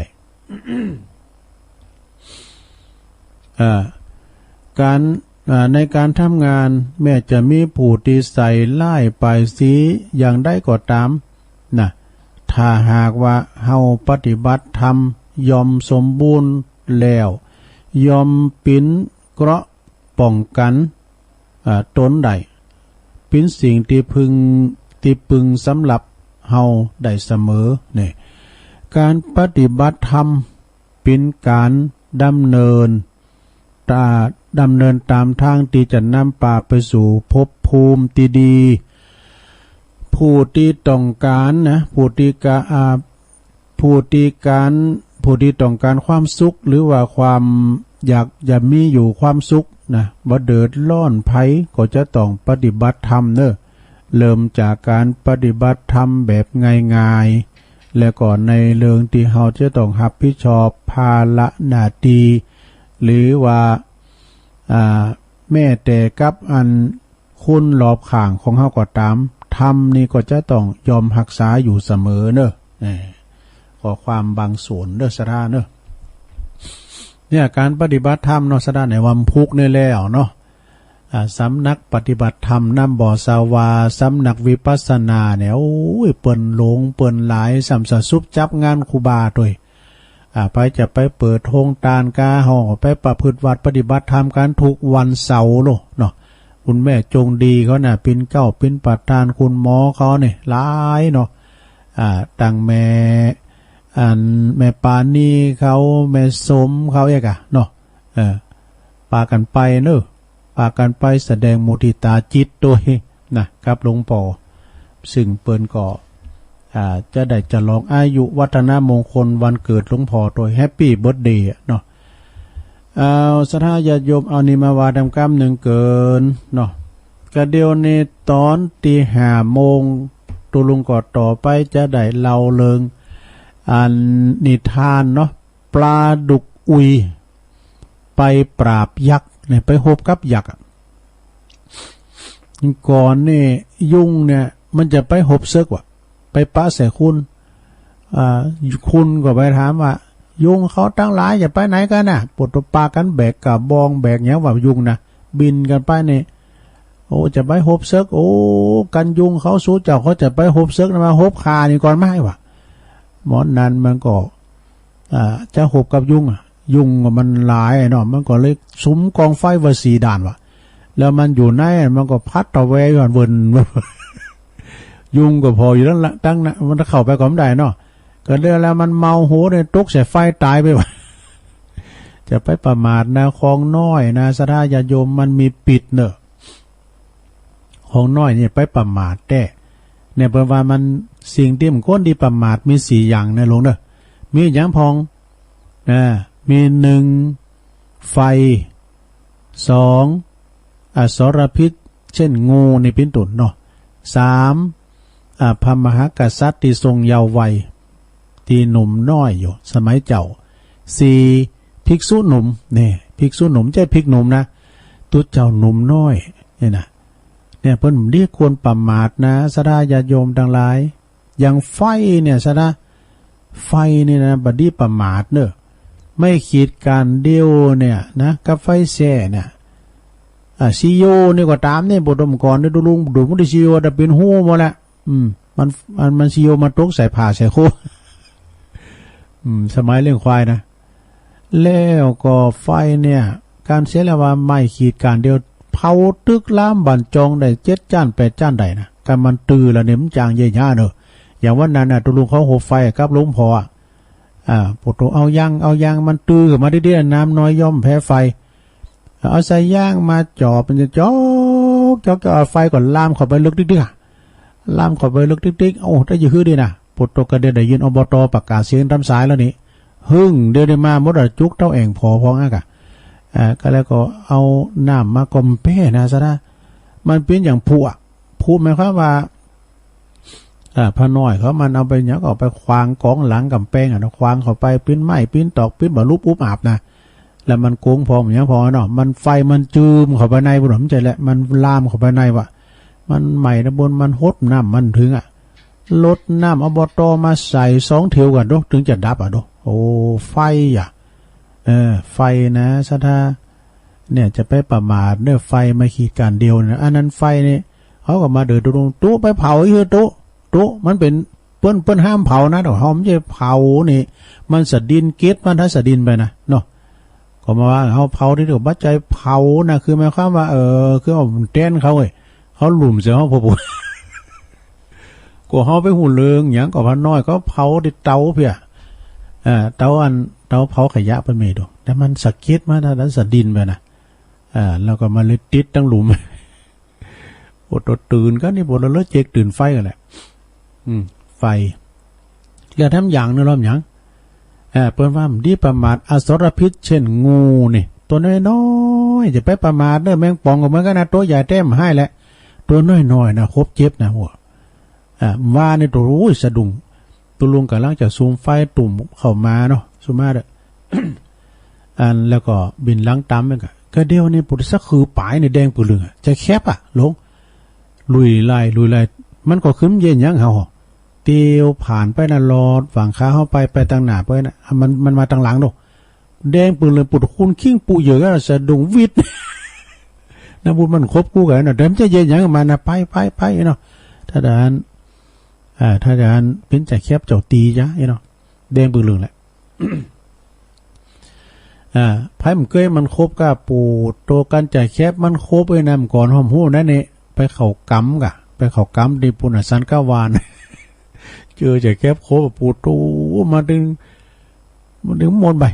บ่อนะไพ่มาเป่าก่อแล้วยังก่อแล้วแหละมันใหม่มันคืนมันนั้นครบมันคืนเลยดอกครบเมื่อคืนเนี่ยเพิ่งกับร่างแข่งวาวไฟก็เนาะมันคืนสุดท้ายแข่งบ่อไฟกันด้วยเนาะเข่ากำนี่ปุถุปนังหยุดเต้นสังก่อนนาบีมาโยถ้าหายเขาไม่พ้นพอดีอายหมดเนาะเจ็บก็เจ็บวันสุดท้ายเนาะเพื่อนว่ามันมาแปลกก็อย่างได้นะหลงลองหมดเนาะกันมันครบนะหลงเนาะการเวลาจะแคบครบไปนะเพื่อนว่าไปกรีดเอาอันยางต้อยยางต้อยยางมันกล้วยสิเป้ากล้วยเตะหลงเอายางมันนะไปกรีดหน่วยมันก็ได้เอายางมันมาสมานแพ้ปลายที่แพ้นะมันถึงหายอย่างปิดทิ้งว่ะเอาก็ไม่ได้ลองด้วยนะมันจะเป้กันอย่างได้หมดมันต้องไปเป่ากระถางเนี่ยไอ้นี่ว่ะการจะแคบโคบไปนะเอายาง ยางก๋วยชิเป้าเลยนะไปกีดแล้วเอายางเข้าขาเนี่ยไปตาที่บาดแผลนี่แล้วก็ทำอย่างนึงเนาะซะดาที่ห้อมค้นประมาทก็คือพระราชาที่ทรงพระเยาว์วัยมก่อนนี่โปโตสมัยเจ้านะเปิ้นสามารถที่สั่งเต็ดข้อคุณได้ดูสมัยเจ้านะถึงแม้ว่าเปิ้นแต่ทรงเยาว์วัยตัวน้อยก็ตามนะ แล้วสุดท้ายซะนะจะไปประมาทตัวเจ้าหนุ่มเด้ออดต้มเดี๋ยวนี้เพิ่นเห็นจบปริญญากันหมดอ่ะซะนะเอ้ยตัวน้อยหมดนี้ก็มาเป่าตัวลุงไปเห็นน่ะตัวลุงยังไม่ไปตัวลุงยังไปเนาะตัวเจ้าเปิ้นเท่าหรือตัวลุงก็มีบ่สมองตัวลุงไปเลยเนาะมันนี่มาหมออีอ่ะไปเห็นมายื้อแฮมไอ้เนาะก็ถึงหมออีอ่ะทำยังจบแล้วมาเห็นตังปุ่นนั่นน่ะตังโลกแล้วโอ้หมอเด้อเนาะตัวเจ้าน้อยวันนี้เขาก็จะจบแล้วเขาจบแล้วเขาก็จะไปแล้วโอ้ยเกิดอยากแต่เขาไปแล้วเนี่ยจะไปประมาทตัวหนุ่มตัวน้อยเนอะเนาะสถานเนาะโอ้วัดเจ้าว่านี่มันเต้นในการลงวันเวลาลงเลยผ่านไปอันเดียวตัวลุงจะประกาศข่าวสารงานบุญด้วยกันนะลงเนอะตัวลุงจะประกาศข่าวสารงานบุญสักหน่อยนะครูบาอาจารย์ฝากประกาศมาเนาะเขาใหม่ก็มีเขาเก่าก็มีก็สนาญาติโยมนะอันนี้ก็ในวันที่20 มีนาคมกรมพุกว่ากันเนี่ยเปิ้นมรณภาพวันที่13 มีนานะหลวงพ่อสมยงเนี่ยสิริปุญโญณลำพูนวงเล็บเปิ้นได้เสียแก่มรณภาพไปนะตุปอเปิ้นอายุ80 ปีพรรษา14เนี่ยวัดดอยจอมแจ้งตั้งอยู่ที่ตำบลแม่โป่งอำเภอดอยสะเก็ดเนอะคืนวันที่18นะคืนนี้คืนสุดท้ายกันเนาะคืน19เปิ้นก็จะมีการฟังเทศน์ฟังธรรมคืนนี้คืนสุดท้ายเนอะวันที่20วันพรุ่งนี้ก็เป็นวันประชุมเพลิงศพนะประชุมเพลิงศพโดยที่ว่าหลวงปู่สมยงเนี่ยสิริปุญโญวงเล็บณลำพูนนะจะคุ้นเหมือนกับหลวงพ่อเมตตาด้วยเนี่ยเมืองปานติดตุลุงเข้าไปนะครับ อายุ80 ปี14 พรรษาที่วัดประทาดอยจอมแจ้งเนอะตำบลแม่โป่งอำเภอดอยสะเก็ดหลวงพ่อมานิตนี่เพิ่นฝากประกาศมามีสูตรมิติกูคืนหลวงพ่อมานิตก็ไปจุยกูคืนก่อนไปลืมเนอะวันผูกแล้วนะเอางานต่อไปอันนี้ก็กำลังได้รับงานใหม่มาเนี่ยวันที่21วันติดนี่เนอะ64นี่นะวันติดที่21 มีนานี่งานออกเม้นพระราชทานเพลิงศพปล่อยหล่อครูบาวัดหนองหล่มเนอะตำบลศรีโบบานซึ่งเปิ้นก็จะมีการพระราชทานเพลิงศพพระครูวรกิจจานุยุทธซึ่งเปิ้นเป็นอดีตเจ้าวัดอันหนองหล่มเนอะวันนี้ก็พุกกับวันห่างเนาะวันเสาร์ในวันห่างวันติดที่21ก็เป็นวันพระราชทานเพลิงศพเปิ้นส่งลายมือพอนกฮัสดีลิงจาดงามเนอะจาดงามแหละแล้วก็วันพุกนี่ก็ตั้งคณะศรัทธาตึงเจ้าสมณศรัทธาอำเภอเมืองเปิ้นจะไปปิ้นเจ้าภาพกันโดยเฉพาะก็พี่น้องวัดเสาหินนี่เสาหินพี่นาเสาหินตำบลศรีโบบานพี่นะท่านเจ้าอธิการบุญส่งโสภณจิตโตตุลุงสงฆ์เฮานี่เป็นเจ้าอาวาสวัดเสาหินแล้วก็ท่านพระอาจารย์เอกพลจุตินทโรมูลโลกในนักเทศเสียงทองน่ะตัวปีเขาแล้วก็ถึงศรัทธาเอาปุถปิณเจ้าภาพเปิ้นตั้งตุนไป10,000นึงกันนะเนี่ยดูเอาเนี่ยนำใจตุเจ้าได้ก็จะไปลืมเนี่ยวันที่21นะไปพอนกฮัสดีลิงงานพระราชทานเพลิงศพพระครูวรกิจจานุยุทธอดีตเจ้าอาวาสวัดหนองหล่มนะตัวปีท่านมหาอเนกเขานี่นะอเนกนี่เปิ้นก็ปิ้นอยู่วัดหนองหล่มนะอันนี้ก็ปิ้นโคศกเสียงทองเนอะศิษย์เก่าพระบาทเหมือนกันเคยมา1มา2ด้วยกันนะเอาวัดป่าแงะเนอะซะได้เนอะวัดป่าแงะเวงป่าเป้าเปิ้นจะมีงานปล่อยโลงครูบาสมานนะเปิ้นจะปล่อยโลงถาดพุกกับวันห่างวันฮือกับวันตาลแล้วเนาะวันที่20กับ21เนอะวันเสาร์วันติดนี่นะที่วัดป่าแงะอำเภอเวงป่าเป้าบุนะมีซอของคุณน้องวิไลชัยปาการซอมี3กูด้วยกันเนอะ แล้วก็มีการจัดการโหมโคแรงโดยดนตรีของไอเซมาเมืองเมงลายนี่ศิลปินล้านนาเขานะเปิ้นห้องเพลงโมนเนอะเปิ้นปิ้นนั้นร้านของครูบาสมานโดยเนาะก็ไปกินแป้ดานกันเนอะอันเดือนนี้ก็ท่านพระครูเพิ่นก็อยู่ปุ่นเนาะเปิ้นฝากรายการตุลุงเปิ้นจะปิกมาพุกก่อนนะวันที่20เนี่ยวันที่20เนาะจากนั้นก็ไปกินแป้ดานกันเนอะที่วัดป่าแงะเนอะเวียงป่าเป่าต่องานต่อไปอันนี้ก็วัดเสาหินเนอะสีโบบานบ้านโคแคตำบลสีโบบานวันที่28เปิ้นงานปล่อยหลวงวิหารนะหลวงเด้อวันที่28เปิ้นจะตั้นจอดตันตุงตันไม้ตันคาตันหมอตันไห้กันก่อนแล้วก็วันที่เริ่มงานก็วันที่8เมษายนเนอะ8เมษายนนี่ก็เวลา 1 ทุ่มตรงเปิ้นก็อาราธนาพระสงฆ์เจ้าจำนวน59รูป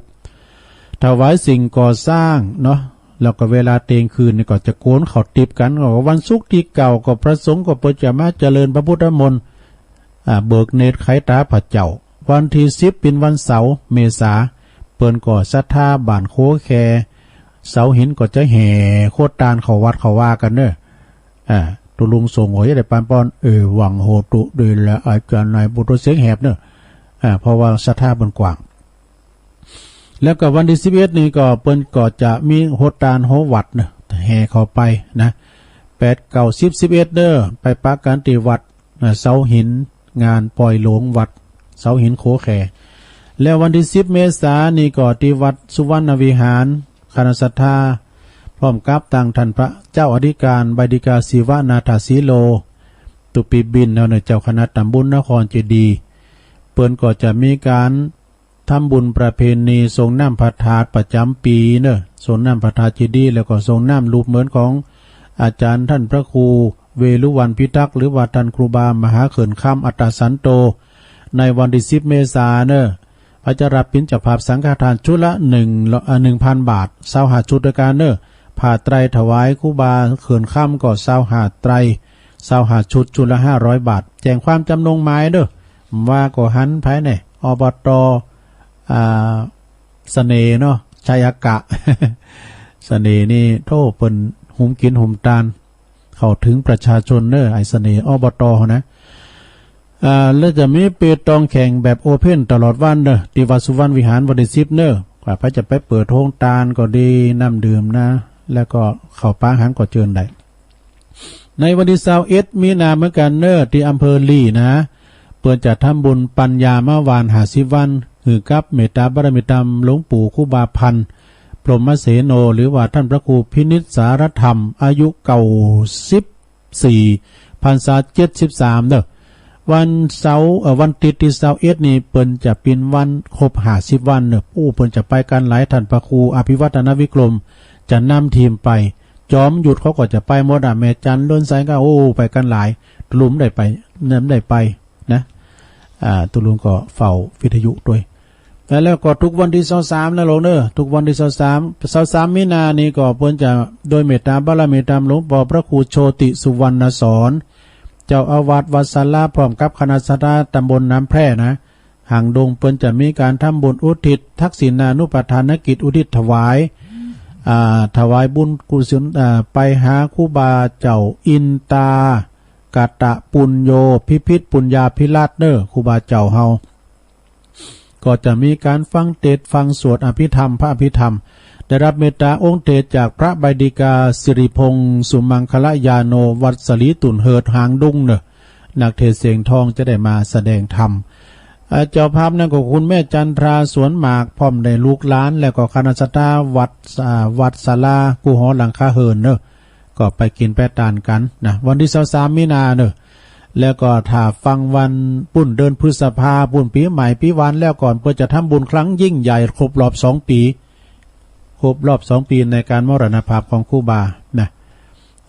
แล้วก็วันติดที่21มีนา64นี่ก็จะไปลืมเนี่ยทางวัดสันควงคำตำบลตาวังเป่าอำเภอสันป่าตองโดยมีเมตตาบารมีธรรมอาจารย์ท่านพระครูสาธรวีรกิจนะเจ้าคณะตำบลแล้วก็เจ้าวัด วัดสันคงคำเพื่อจะมีการเททองหล่อพระอริยเมตไตรพระพุทธรูปปางหนึ่งก็คือว่าพระศรีอริยเมตไตรภาษีอานเนอะแล้วก็ปิ่นวันทรงน้ำพระธาตุเจดีย์ประจำปีเปิ่นตุยตอนเจ้าก็ประมาณ7 โมงก็มีการบวงสรวงเทพาอาหัก16จันทร์ฟ้า15จันทร์ดินพิธีพราหมณ์ก่อน9 โมงพิจุดไปก็เริ่มแล้วนะเริ่มหล่อเททองหล่อละนะก็ไปกินไปตามโดยการเนอะไปปูจาแผ่นดวงมงคลแผ่นดวงมหาลาภเขียนชื่อเสียงยังก็เอาไปเจาะไปหอมกันนะไปกินไปตามหายากเนอะอันนี้เททองหล่อนะมันจะปั่นนะมันจะปิ้นสัตว์ตายอันนี้เททองหล่อก็ไปรวมบุญกันเรื่องงานบุญใหญ่ที่วัดสันควงคำตำบลตาวังเป่าตุปีการฝากประกาศมา พร้อมกับประลงนานอาคมเตจนาวันที่28นะโยมเนอะงานประเพณีที่วัดจันทร์กัลยาณิวัฒนา4 โมงนะตี 4ล้อหมุนพระจะไปก็โลมโตกันเนอะอาจารย์พระครูอภิวัฒนวิกรมเพื่อจะนำทีมไปพร้อมกับครูบาอาจารย์หลายก็หลายตุนเนอะวันที่28มีนานะปากันไปที่อำเภอกัลยาณิวัฒนาอุ้ยโมนเลยโทเตียนปุ่นพี่น้องไตกาพี่น้องปากยอกาเปิ้นโมนแหละถ้าลุงไม่ได้ไปสักเดือนก็หูว่าโมนนั่นเนาะ28มีนาเนอะแล้วก็วันที่16เมษาก็เปิ้นทรงน้ำประทานที่วัดสันเมืองเนอะว่าของพระอาจารย์เน้นหลักปัญโยนันแล้วก็ท่านพระครูนันทบุญญาเขตตุปีบุญเติมเจ้าอาวาสแล้วก็ประกำนั้นวิวัฒน์ปัญโยยอดโดยพร้อมกับโอ้หลายปอลามติบเขา ปอลามติบปอลามบุญเขาเนาะแล้วก็วันที่16เมษายนเนอะที่วัดสันเมืองนะไปกินไปตานกันไปจะไปเปิดโรงทานไปจะไปหับสังไปจะไปทำบุญอย่างได้กดติดต่อทางท่านพระอาจารย์เน้นหลักมืดไปจะมาเข้ารายการเนอะตอนแรงบ่าย3 โมงทำมืดนะถ้าฟัง26เมษายน8ปิ้งก็ที่วัดพระธาตุดอยน้อยเนอะ หลายปีกะเพราะว่าจะเป็นวัดพุทธนิมิตวัดศพเตี้ยวัดพระธาตุหลวงหลับปูนวัดพระธาตุดอยสุเทพเดือน8ปิ้งตรงกับวันที่26เมษายนปีนี้มาเจ้าตามกูปีนี่เบปุ่นพฤษภาคมบุญนะปีนี้ก็มาเจ้าหน่อยนะก็มากินมาตานกันนะ21 22นี่ก็เดี๋ยวเอานี้ก่อน27 28 29มีนาก็งานปล่อยหลงวัดกอคาหนองโบเนอะตันพระอธิการบุญทรัพย์จันทเสโนตุลุงพันลุงหนอเขาปล่อยหลงอาจารย์ประสิทธิ์มณีวันเปิ้นจะมีงานปล่อยหลงเนอะวันที่28นั้นก็ห่างน้อย29โคตรตานเข้า27ห่างน้อย28โคตรตานเข้า29เป็นวันตานที่วัดกอคาหนองโบตำบลตาตุ่มเนอะ22มีนาอันนี้งานบุญใหญ่แต่เนอะทำบุญฉลองวันเกิดของหลวงพ่อใหญ่เฮาทำบุญฉลองอายุวัฒนมงคลครบรอบ69 ปีของหลวงพ่อพระครูสุจิตานุรักษ์ด็อกเตอร์เจ้าคณะอำเภอฝางเพิ่นจะมีการสืบชะตาโลงโดยสราญาโยมไปปิ้นขวัญและกำลังใจ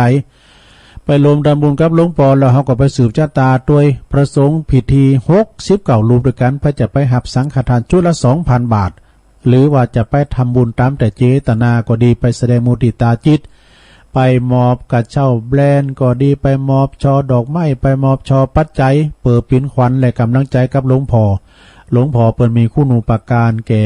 วัดแก่ว่าแก่พระศาสนาแก่ศรัทธาปออกทั้งหลายการมีเปิ้นทำได้ฟังสักคุณนี่วิทยุที่ฟังถึงวันนี้ก็ย้อนเปิ้นนะฟังเปิ้นโอ้กันได้ฟังก็โหยหาเนอะหลวงพ่อเฮาเปิ้นก็ไปเจิญเนาะได้ไปเจิญปออาจารย์ปอนั้นสะอาดจากพุ่นปออาจารย์เสียงดีนะจากสารปีไปปิ้นโคศกแล้วก็ปิ้นจานพิธีกรลำดับลำดาด้วยเนาะขอบคุณเนอะนี่ก็ปิ้นข่าวสารงานบุญต่างๆเนาะแต่มีอยู่ก็เดียวกันเนอะศรัทธาญาติโยมทั้งหลายแต่ว่าตุลุงอ่านผิดพลาดประกันได้โดยเหตุใดก็ดีขอสุมาอภัยกับศรัทธาญาติโยมทั้งหลายด้วยเนอะเตอก็ข้ามไปพองยังไม่พองก็ดีมีข่าวสารงานบุญที่จะเหตุตุลุงประกาศก็ฝากประกาศมาใดเนอะจะคิดกามยังซากอย่างและนะประกาศเป็นการกระตุ้นโอ้โหพี่น้องเฮาที่อยู่ตั้งไกลเมืองเป้าเมืองฟังเพิ่นก็จะได้ยินนี่กะโอ้บันคือท่อมก่อนเนี่ยเพิ่นมีงานเฮ้ยได้ยินตัวนั้นว่าเนี่ยเจริญปอนเจ้าไอ้สาเจ้าวันนี้ต่อความฝันกับเจ้าไปศีลดีกุศลเนาะขอ6ไปเลยนะเจ้าอันขอ6เอาถาดทองลองอยู่มาวาสนาผู้เ เป็นใหญ่จะสิ่งหนอจะเอาใจปืนฟูงและสอบรอลูกหักหนออย่างยกมือคนผ่านอันขอจิตนั่นนะมากินเจอยิงจะเลิกกลางทิศคิดขบอยู่ปินกาลีห่อแล้วนาอุดสู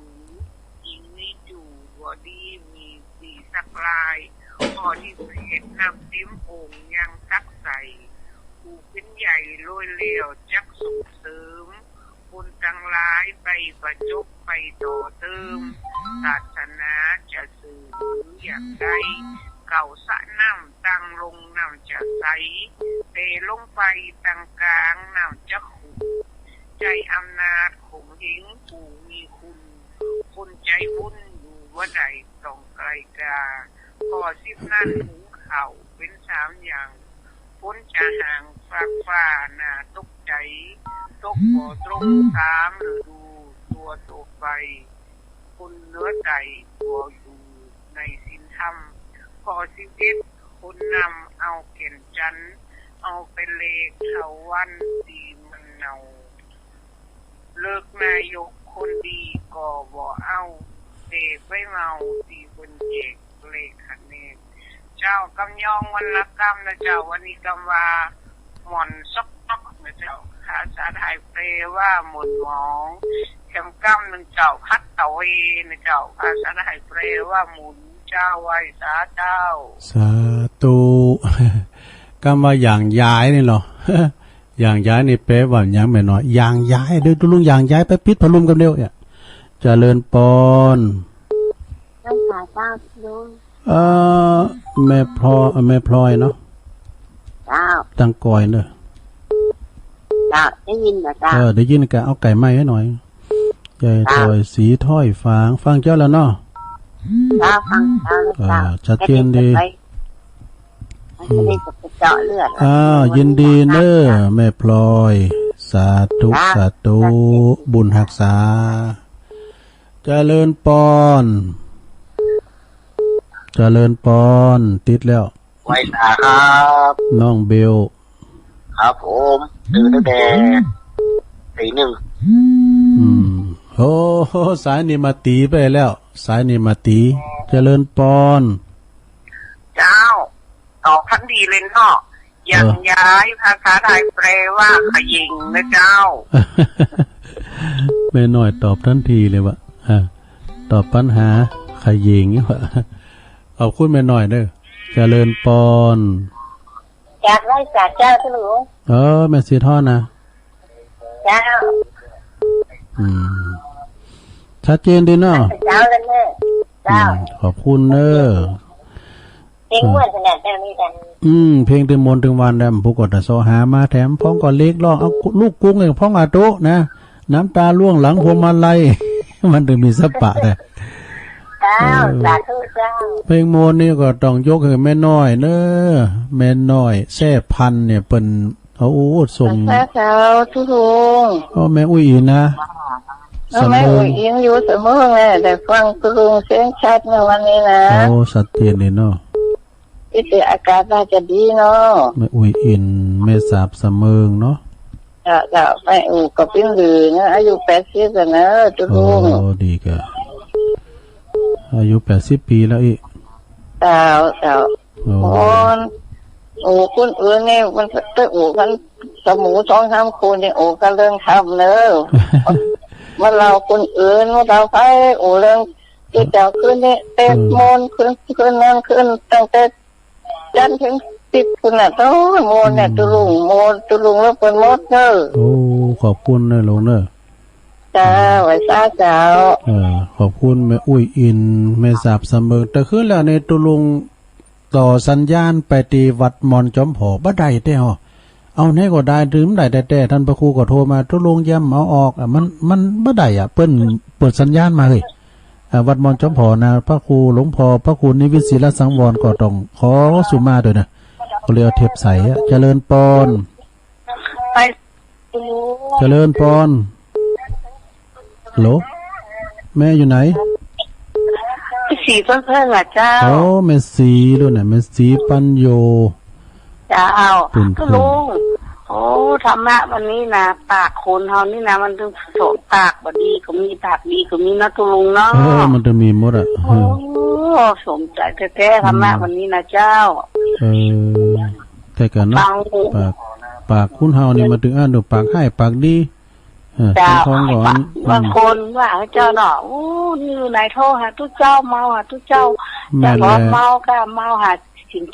นธรรมกรรมฐานนี่เนาะเจ้าบอกว่าเนาะมันหุมไผหุมมันเนาะเจ้าหุมไผหุมมันเฮามาตอนนี้ก็ดีแล้วโธ่มันจะเดือดร้อนไผดีแล้วกว่าให้ไปกินไปเอี่ยวเฮาไปทางขับทางบาร์ก็เนาะเฮาอยู่หออยู่เฮือนก็ได้ฟังให้เฮาโมนใจอยู่ไหนก็เป็นบุญแล้วเนาะลุงเนาะเฮ้ยว่าอย่างจะมันไปฟังเป็นอยู่เขาจะเล่งเขาใหญ่ดุสุมาเด้อฟังผู้ตุนผู้องค์เจ้าถูกต้อง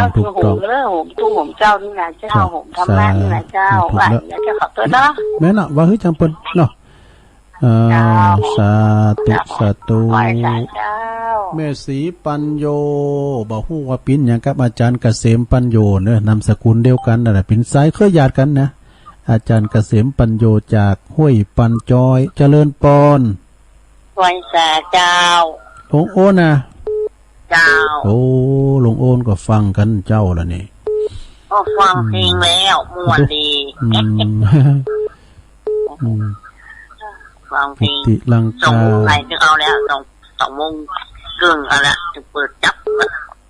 ได้กันอาจารย์พระครูเปิ้นก็แล้วแต่คือเนี่ยมันเป็นยังไงล่ะมาออกที่ใจสักทีก็อย่างที่ว่านั่นเนาะมันนั่นเปิ้นปล่อยสัญญาณมาเฮ้ยตุลุงก็พยายามกูเตือนนี่กำเดียวนะติดเลยนะแต่ขึ้นแล้วนี่เอาไหนก็ได้เล่มได้อันลิงก์สัญญาณมาสักกรรมเลยเอาเทปของอาจารย์บุญช่วยใส่ฮะเสียดายไปกันอาจารย์บ่อยู่มาถึงอ่านบึกก็อย่างนั้นบึกก็อย่างนี้นั่นมันจะคือว่าอ่านก็เปิ้นอยู่แต่ก็มันจะอ่านนี่นะกันตุลุงกูเตยก็หับสัญญาณเปิ้นหน่อยแล้วก็เปิ้นขึ้นปล่อยสัญญาณมาดำคือแล้วน่ะก็แปลกแต่นะครับพ่อหากรรมติดนะมีเบอร์โทรเปิ้นมีตุลุงจะมีเบอร์โทรไปมีขอบคุณลงโอนเด้อสันขวางกิติลังกาลงโอนอาวุโสบท80เก่าแล้วนั่นน่ะเจริญปอนบัดแม่สีทอนเด้อเน้อแม่สีทอนปันวารีวังสวนกุยเจริญปอนนมัสการเจ้าแม่สุภาลักษณ์มาทำแล้วฟังอยู่เนี่ยตรงชัดเจนดีเรื่องปากนี่ก่อนน่าคิดเหมือนกันนะเปิ้นเอาไว้2อย่างเอากินกับอู่นะนี่ได้สุภาลักษณ์สันพระเจ้าแดงเจ้าตุลุงขอเป็นกำลังใจนะเจ้าไว้สาเจ้าขอบคุณเด้อพี่น้องบันทิสันพระเจ้าแดงไอ้เวียงยองก็แม่อำพรเด้อเข้ามาใหม่เด้อเจริญปอน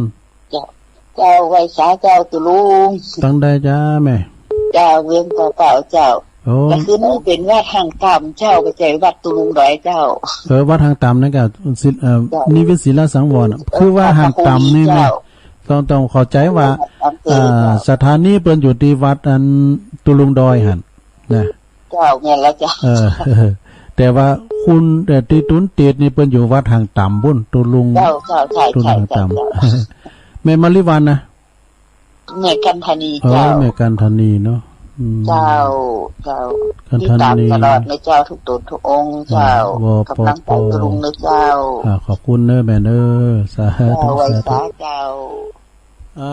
สายต่อไปเจริญพรไว้สาเจ้าตุลุงแม่จันเรือนใสมาแล้ว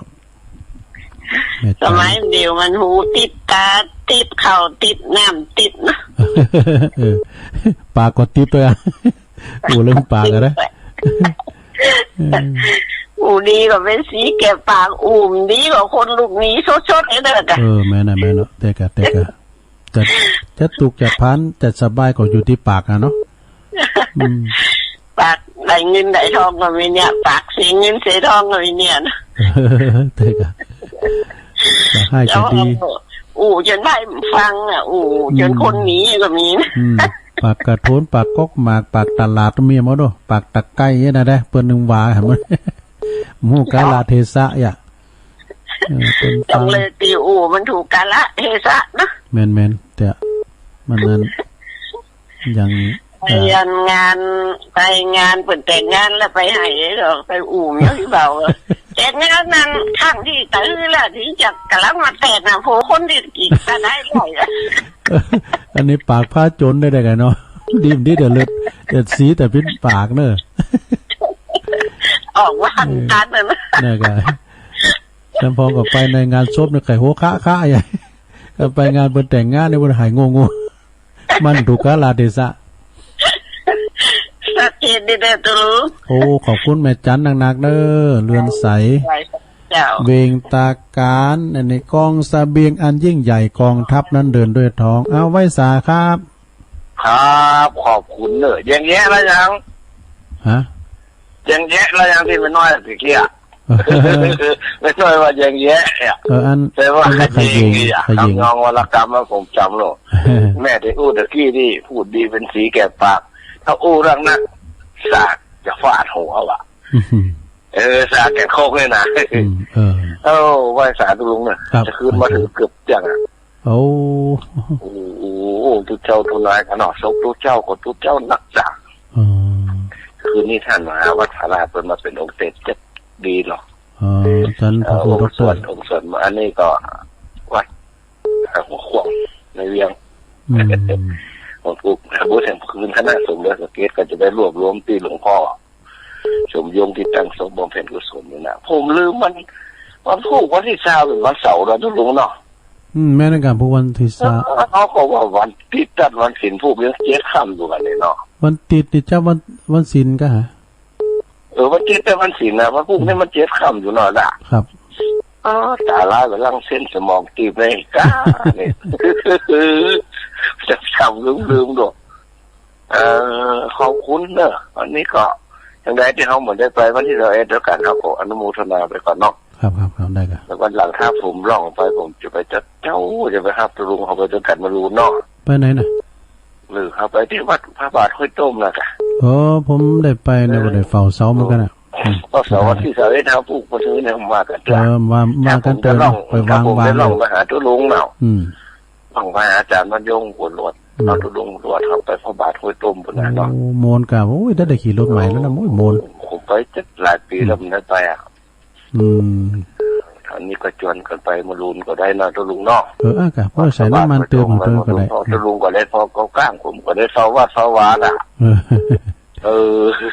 งานมันมาเรื่องเด็ดตุลุงประกาศข่าวสารงานบุญตดจัดหนักเนาะงานแต่เดี๋ยวแม่โบพัดโทรมาเนอะผมฝากนะปน้อย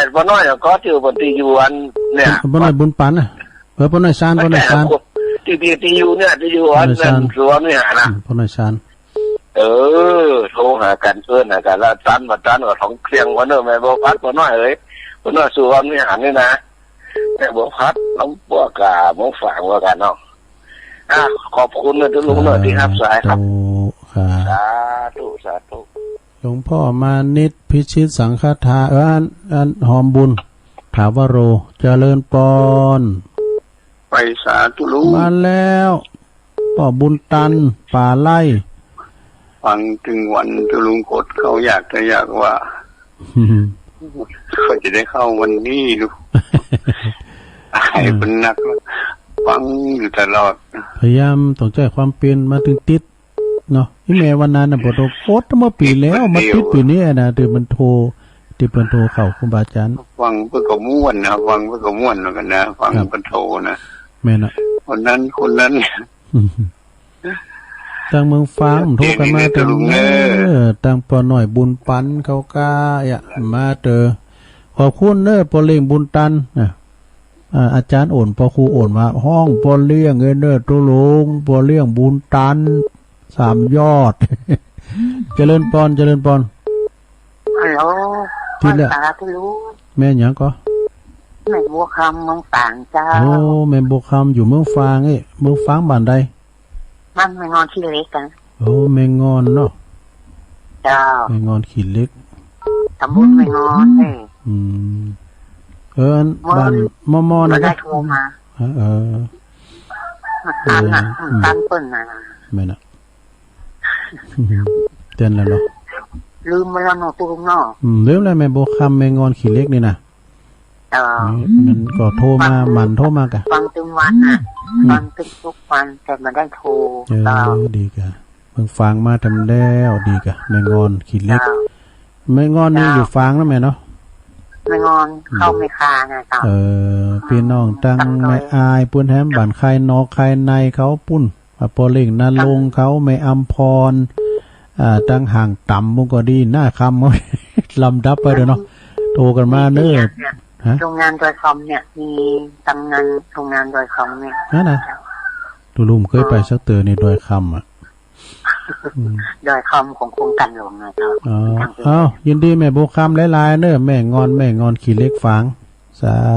ธุ089955650เอาเข้ามากันเลยเวลาตุลุงหลายอยู่เด้อวันนี้อยู่ยาวนะถึง7 โมงบ่เจริญปอนตามภาษาข้าโดนพัดพิงได้พอหน่อยบนปันโอ้เดี๋ยวดีพอปากก็อย่างตัวลุงเลยกะนะครับปากนักปากหน่อยปากได้ดีก็มีปากได้ดีก็มีมันได้มีสัพพะได้ต้องบอกสัพพะคือติดตามตัวลุงอยู่เนอะโอ้ขอบคุณพอหน่อยนะกับภาษาครับปอน้อยบุญปันมาโนคอนเสาหินฝางเด้อพอน้อยมาก็มันมาถึงเมืองฝางอ่ะเจริญปอนในการเจ้ายายพรร้องวัวแดงสังกัดแบงเจียงใหม่มาแล้วยายพรฟังเจ้าแล้วกะเจ้าอันนี้ได้เปิดตื่นได้เลยรับไปนั่นแหละตุลุงก็เหมือนเปิ้นนะยี่อ่านนู้นก็ตื่นมากับเวี่ยมืนตาเนี่ยตุลุงมันคุณถ้าเกิดลุงจาดลุงเดือดดูยายพรร้องวัวแดงพ่อเหนือร้องวัวแดงเอพรอายุ78แล้วเนาะ79ยังอ่ะอายุ79ยังแล้วเนาะถึง120ป่ะเนี่ยที่ได้คือเป็นนักร้องเก่าเกินเนี่ยมันหมอค่ะเขาหลายเน้นรักมากะแรงเพิ่นมากะกับเจเพิ่นจัดลุมบ่กะเตียนวัดปักตั้งเจริญตุลุงมีการหน่อยก่อนไปไหนล่ะอยู่วัดน่ะตุลุงก็ถึงวันนี้มันจะได้ย่างนะใส่น้ำลำไยถึงวันน่ะใส่น้ำดอกก้ำยังไงเป่าขี้เยอะทั้งหมดอ่ะมีของเหลืองตุลุงของมันของแม่พันธุ์ก็เนี่ยบึกกับเกมกรเนอะบึกกับเกมกรมาเนอะอาจารย์เอาหลักเป็นโหมนะเอากรหักปองกะเอากรกุหลาบแดงปองกะเนอะก็ได้เก่งกรไม่ได้น้อยนะมีแต่ยาวกะเอาลงไปเนาะมันยาวก็เอาแล้วก็ขับกันดีนี่ทั้งปืนอ่ะแย่เพื่อนมันเกิดมานี่เอาเขาจะเอาไว้1 2 3จงทำดีมีศีลถือความสัตย์จงประหยัดใจสัก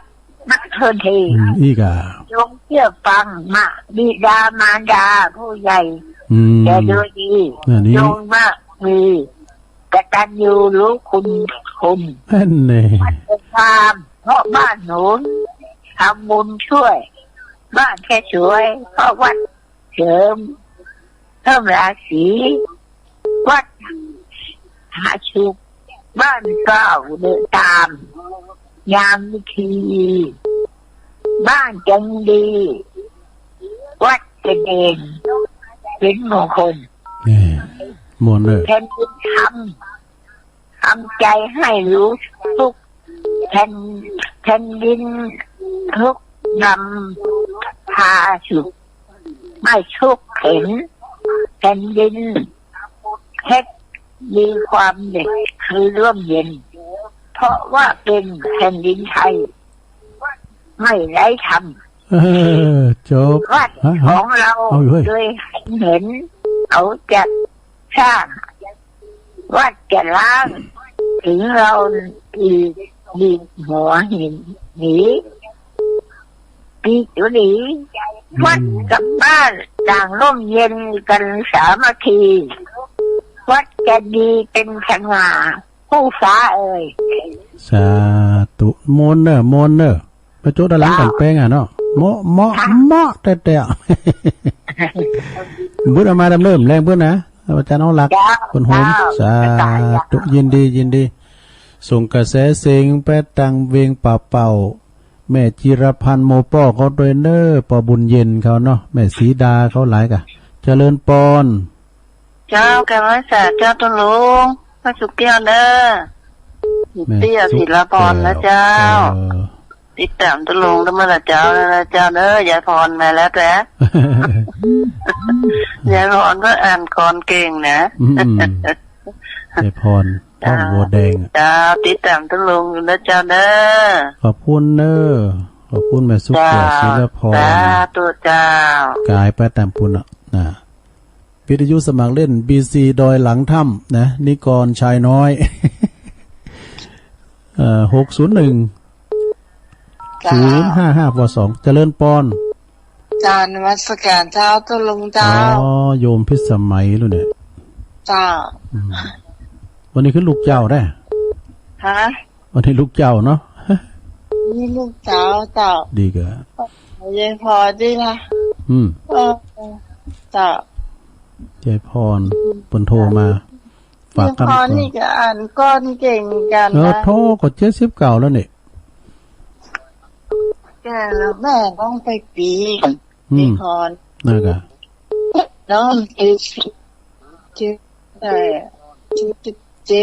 7อย่างมันนี่ล่ะ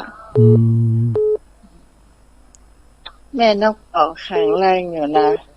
ต้นเที่ยวว่าวเนอะก็เป็นธรรมดาฟันทันตะกล้ามอย่างเงี้ยมันเป็นธรรมดาผมโหก็งอกไปก็มันก็เป็นสัจธรรมเนาะเป็นธรรมดาแต่แม่น้องมันใช่กดโทรศัพท์เก่งอีกกดหาลูกหลานเหียท่านเนาะกดหาลูกหาหลานเหียต้องนั่งกดหาไผสักคนนะแล้วก่อนแต่ว่าได้ยินนั้นอาจารย์นี่คนบอกว่ายิงคนขอเบอร์น้องจัดหลายบ่ฮือเต้นเนาะเนาะเป็นยังเลยเตก่อนได้ว่าอย่างมันจะมีปัญหาภายหลังขอบคุณโยมพิสมัยเด้อดอนตันแม่ริมสาธุส่งกระแสเสียงไปตังปออายแม่น้อยหีบทองเขาปุ่นเรนเนอร์แม่ริมเจริญปอนเจ้าเจ้าแม่บุญปันนะเจ้าศพเตี้ยมาแล้วฟังอยู่เลยฟังเพลงตัวเนี่ยเจ้าฟังตั้งมาเพลงเหรอกะเจ้าม่วนเลยเพลงเก่านี่ม่วนเลยโอ้เพลงเก่านี่อมตะนิรันดร์การกะเจ้าโอ้ม่วนดิเพลงเก่านี่โมนแต่อ๋อการเกี่ยวสุพรรณเขากล้าปานเพื่อนพรมแดนเขากล้าเนี่ยสมัยอ่อนวงเขาสุรพลเขาเนี่ยพรพิรมเขาเนี่ยนะชวายเมืองสิงห์เขาเนี่ยทั้งโมนขอบคุณแม่บุญปันได้หลายเนาะเจ้าเมื่อพอเพื่อนพรมแดนท้องของประวัติของเนี่ยของพระพุทธเจ้าอย่างม้วนจ้ะแมนกะมนอ่ะโอ้พระอานนท์เขาเนี่ยแมนหมดกะเป็นเพลงธรรมะหรอพระอานนท์เพลินพรมแดนราชาเพลงพูดเพลงอันเนี่ยกะข่าวสดๆเนี่ยมันเนี่ยเจริญปอนไว้สาธุแม่จันติบมาแล้วแม่จันติบกดตั้งแต่เจ้าแล้วนะเจ้าติบพอดีเหรอติดแต่เดียวเนี่ยเจ้าเกียรติกาลามเนาะเจ้าตัวลงฮะทำนั่นแหละดีนะเจ้าทำเรื่องปากนี่นะเจ้าโอทะภัยอ่ะนะลุ่มปากแผ่วเบ้านี่ทำให้เพื่อนหักกันได้ทำเพื่อนจังกันได้เนาะถ้ามันเกิดสงข้ามโลกก็ได้ดูมันใหญ่โตนะเรื่องกินเรื่องดอยก็อยู่ที่มานั่นนะจ่อวอหูวายอ่ะกินยังกลมตึงเจ้าดีเจ้าดีแต่ขอทานนะเนาะเจ้าทำตัวอุ้ยนะกะทำตัวอุ้ยโอ้เน็ตเตะว่าก็สังขารไม่เที่ยงอ่ะเจ้า แล้วก็อันทำมาเนี่ยเนาะอายุวัฒนมงคลของน้องไมเคิลออสเตรเลียขอบคุณแม่จันติบหนักๆเด้อเป็นแรงใจสู้ลุงนะเจ้าไว้สาเจ้าฝากไว้สาลุงพอด้วยเด้อวัดเกตกาลามเจริญปอนสายที่ซาวสายสุดท้ายเลยเนาะสายสุดท้ายก็เดี๋ยวกดจะได้เข้ารายการท่านใหม่ไปต่อกัน5 โมงเด้อไปฝ่าหมุนคืนไปไหนเถอะเจริญปอนฮัลโหลติดแล้วหรอเอาใหม่เอาก่อนเอาสายนี่เข้ามาเจริญปอนไหว้ตาเจ้าตัวลุงแม่แดงอ่ะเจ้าแม่แดงดอกตะล่อมรัตนาเจ้าฟังอยู่นะเจ้าขอบคุณอะไรไปกาดอยู่แค่วันเนี้ยเจ้าไปกาดกำลังทำกับข้าวไปขายตัวเจ้าดีกะเจ้าไว้สานะเจ้าสาธุเอาเฮ็ดตะอีก่อนเด้อศรัทธาเด้อ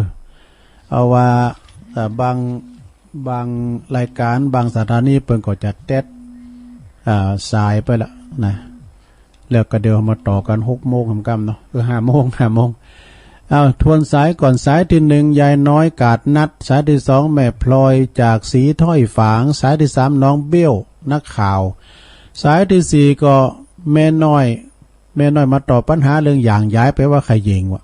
นี่แม่น้อยกาดนัดสายที่5ก็แม่อุ้ยอินแม่สาบเสมิงเนี่ยอายุ80แล้วนะแม่อุ้ยหมอนนะสายที่6ก็แม่สีปัญโยจากตุนพึงสารปีสายที่7ก็แม่อ้วนกิติลังกาสันขวางด้อยหล่อนะสายที่8ก็แม่สุภลักษณ์